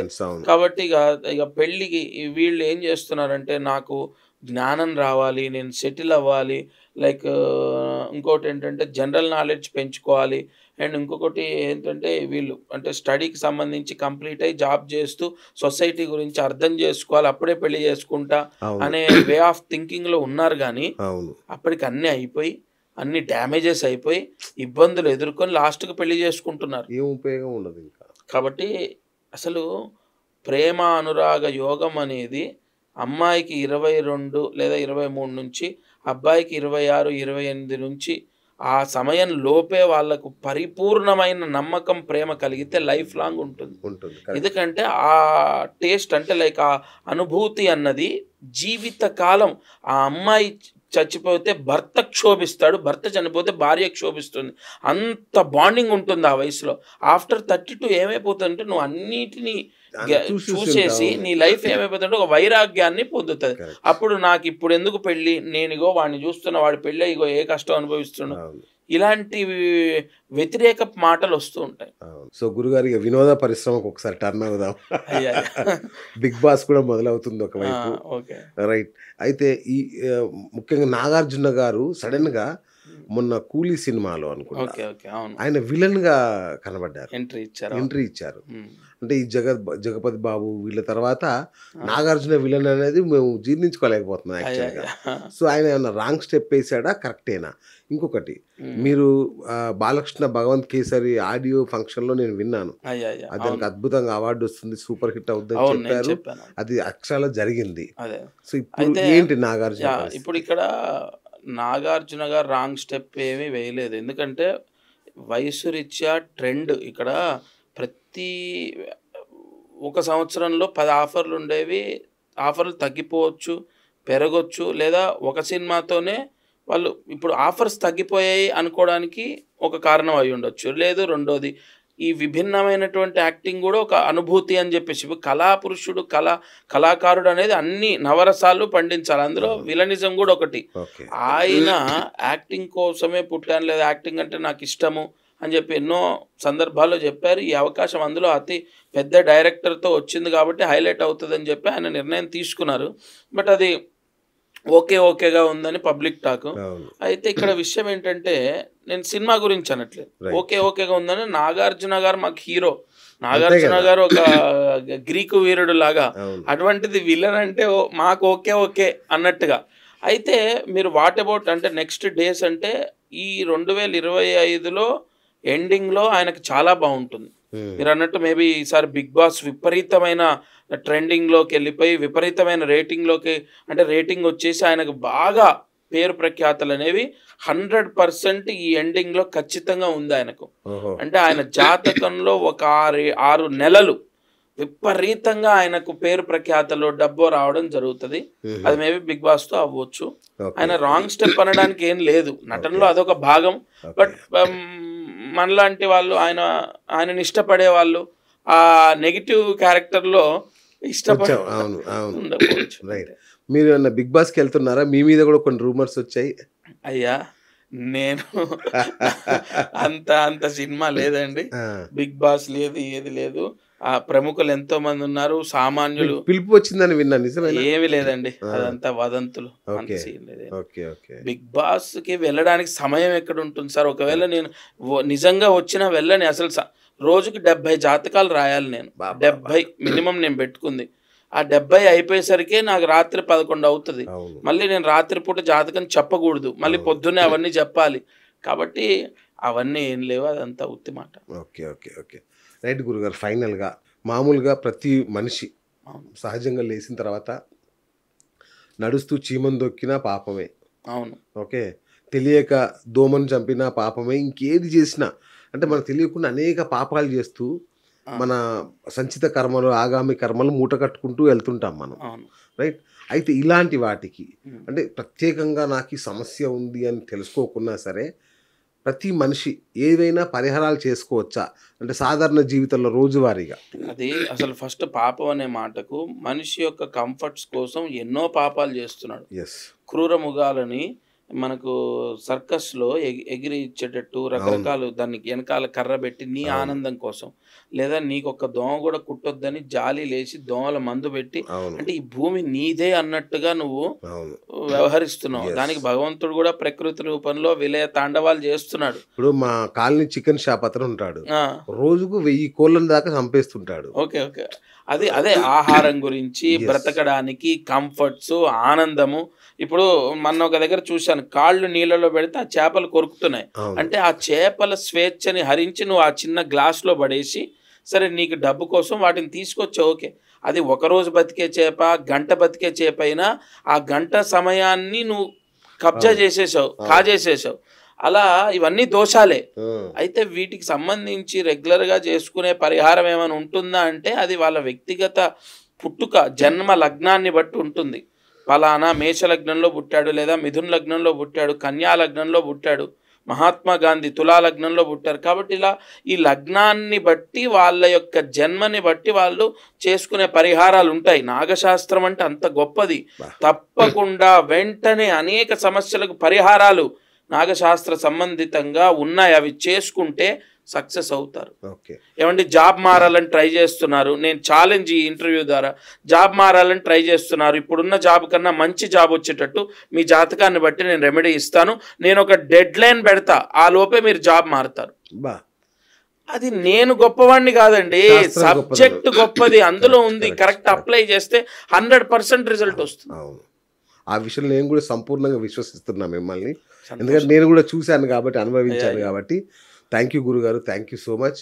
మరిన్ని మరిన్ని ప్రాయశ్చిత్తాలు, ఇంకా నాకు చాలా సందేహాలు ఉన్నాయి మీ తప్పకుండా వీటికి సంబంధించి. రాను సమయం, మీ సమయం నా సమయం చూసుకొని చేద్దాం. అయితే ఇదంతా కూడా చేసేదేదో నా సమయాన్ని కేటాయించేది, మీ సమయాన్ని కేటాయించేది చూసే వాళ్ళకి మంచి జరగాలని. అంతే కదా, 10 మంది చూస్తారు, 4 కామెంట్ చేస్తారు, 6 వినే ప్రయత్నం చేస్తారు, 3 ఆచరిస్తారు, 2 సక్సెస్ అవుతారు. ఎందుకంటే ఆ ఇద్దరి కోసం మనం పోరాడుతున్నాం. మిమ్మల్ని ప్రత్యేకంగా ఈ పరిహారాల గురించి ఎందుకు అడిగానని కూడా మీకు సందేహం రావచ్చు. ఎందుకంటే ఈ యూట్యూబ్ పరిహారాలు చాలా పరిహాసాలుగా మారిపోయి జనాలు పిచ్చోళ్ళు అయిపోతున్నారు. ఏది పాటించారు యూట్యూబ్ పరిహారం అంటే మళ్ళీ నాకు అదే అంటున్నా, అద్దంలో బొట్టే గుర్తు. ఎగ్జాక్ట్లీ, ఇలాంటి వింతవి నా దగ్గర 100 ఉన్నాయి. అయితే మీరు నాగశాస్త్ర నిపుణులు కాబట్టి మీరైతే ఖచ్చితంగా శాస్త్రబద్ధమైంది చెప్తారనే ఉద్దేశంతో ఈరోజు ఈ టాపిక్ తీసుకున్నాము. సో గురుగారిని నమ్మొచ్చు, ఆయన నాగశాస్త్ర నిపుణులు మీ అందరికీ తెలిసిందే. సో పరిహారాలు ప్రాయశ్చిత్తాలు అనుకుంటే ఇట్లాంటి గురువుల ద్వారా తీసుకోండి తప్ప, అది కూడా ఈ యూట్యూబ్లో చెప్పిన దాన్ని ఆచరించడం కాదు. మళ్ళీ మీ జన్మ నక్షత్రం, మీ జాతకం యూట్యూబ్లో చెప్పింది ఆచరించొద్దని కాదు, కానీ అసలు వాళ్ళకు పర్ఫెక్ట్ మ్యాచ్ అవ్వాలి. అది అవ్వదు కదా. కుజదోషం ఉన్న వాళ్ళకు శుక్రుడు జపం చేసుకోండి అంటే, పెళ్ళి అవ్వాలంటే నేను ఒకటి చూశాను, యాక్చువల్లీ ఆ అమ్మాయికి కుజదోషం ఉంది. ఆ అమ్మాయి ఏం చూసింది యూట్యూబ్లో అంటే, నాకు చెప్పిందే నేను చెప్తున్నాను. అయ్యా మేము యూట్యూబ్లో చూసాము, శుక్రవారం రోజు తలస్నానం చేసి మందార పూలతో నీ పరిహారం చేయమని ఉంది. అది శుక్ర సంబంధితమైన పరిహారం అమ్మా. నీకుంజి కుజదోషము, నీకు దుస్థానంలో లగ్నానికి వ్యయంలో కుజుడు ఉన్నాడు, ఇగో ఇది చెయ్యని చెప్పి నేను మార్చాను. యూట్యూబ్ తప్పేం కాదు, బట్ మీకేది అవసరమో అదే అంటున్నా. యూట్యూబ్ లో చెప్పే పరిహారాల్ని పాటించడం కాకుండా మీ జాతక సంబంధమైన, మీ నక్షత్ర సంబంధమైన పరిహారాలు ఉంటాయి కాబట్టి వెంటనే రిజల్ట్. ఎగ్జాక్ట్లీ. థ్యాంక్ యూ గురుగారు, థ్యాంక్ యూ సో మచ్. దత్తార్పణం. సో డాక్టర్ లక్ష్మీకాంత్ శర్మ గారు, మహాగురువులు వారి ఇది బిఎస్ టాక్ షో వారితో నేను మీ బిఎస్ సైనింగ్ ఆఫ్.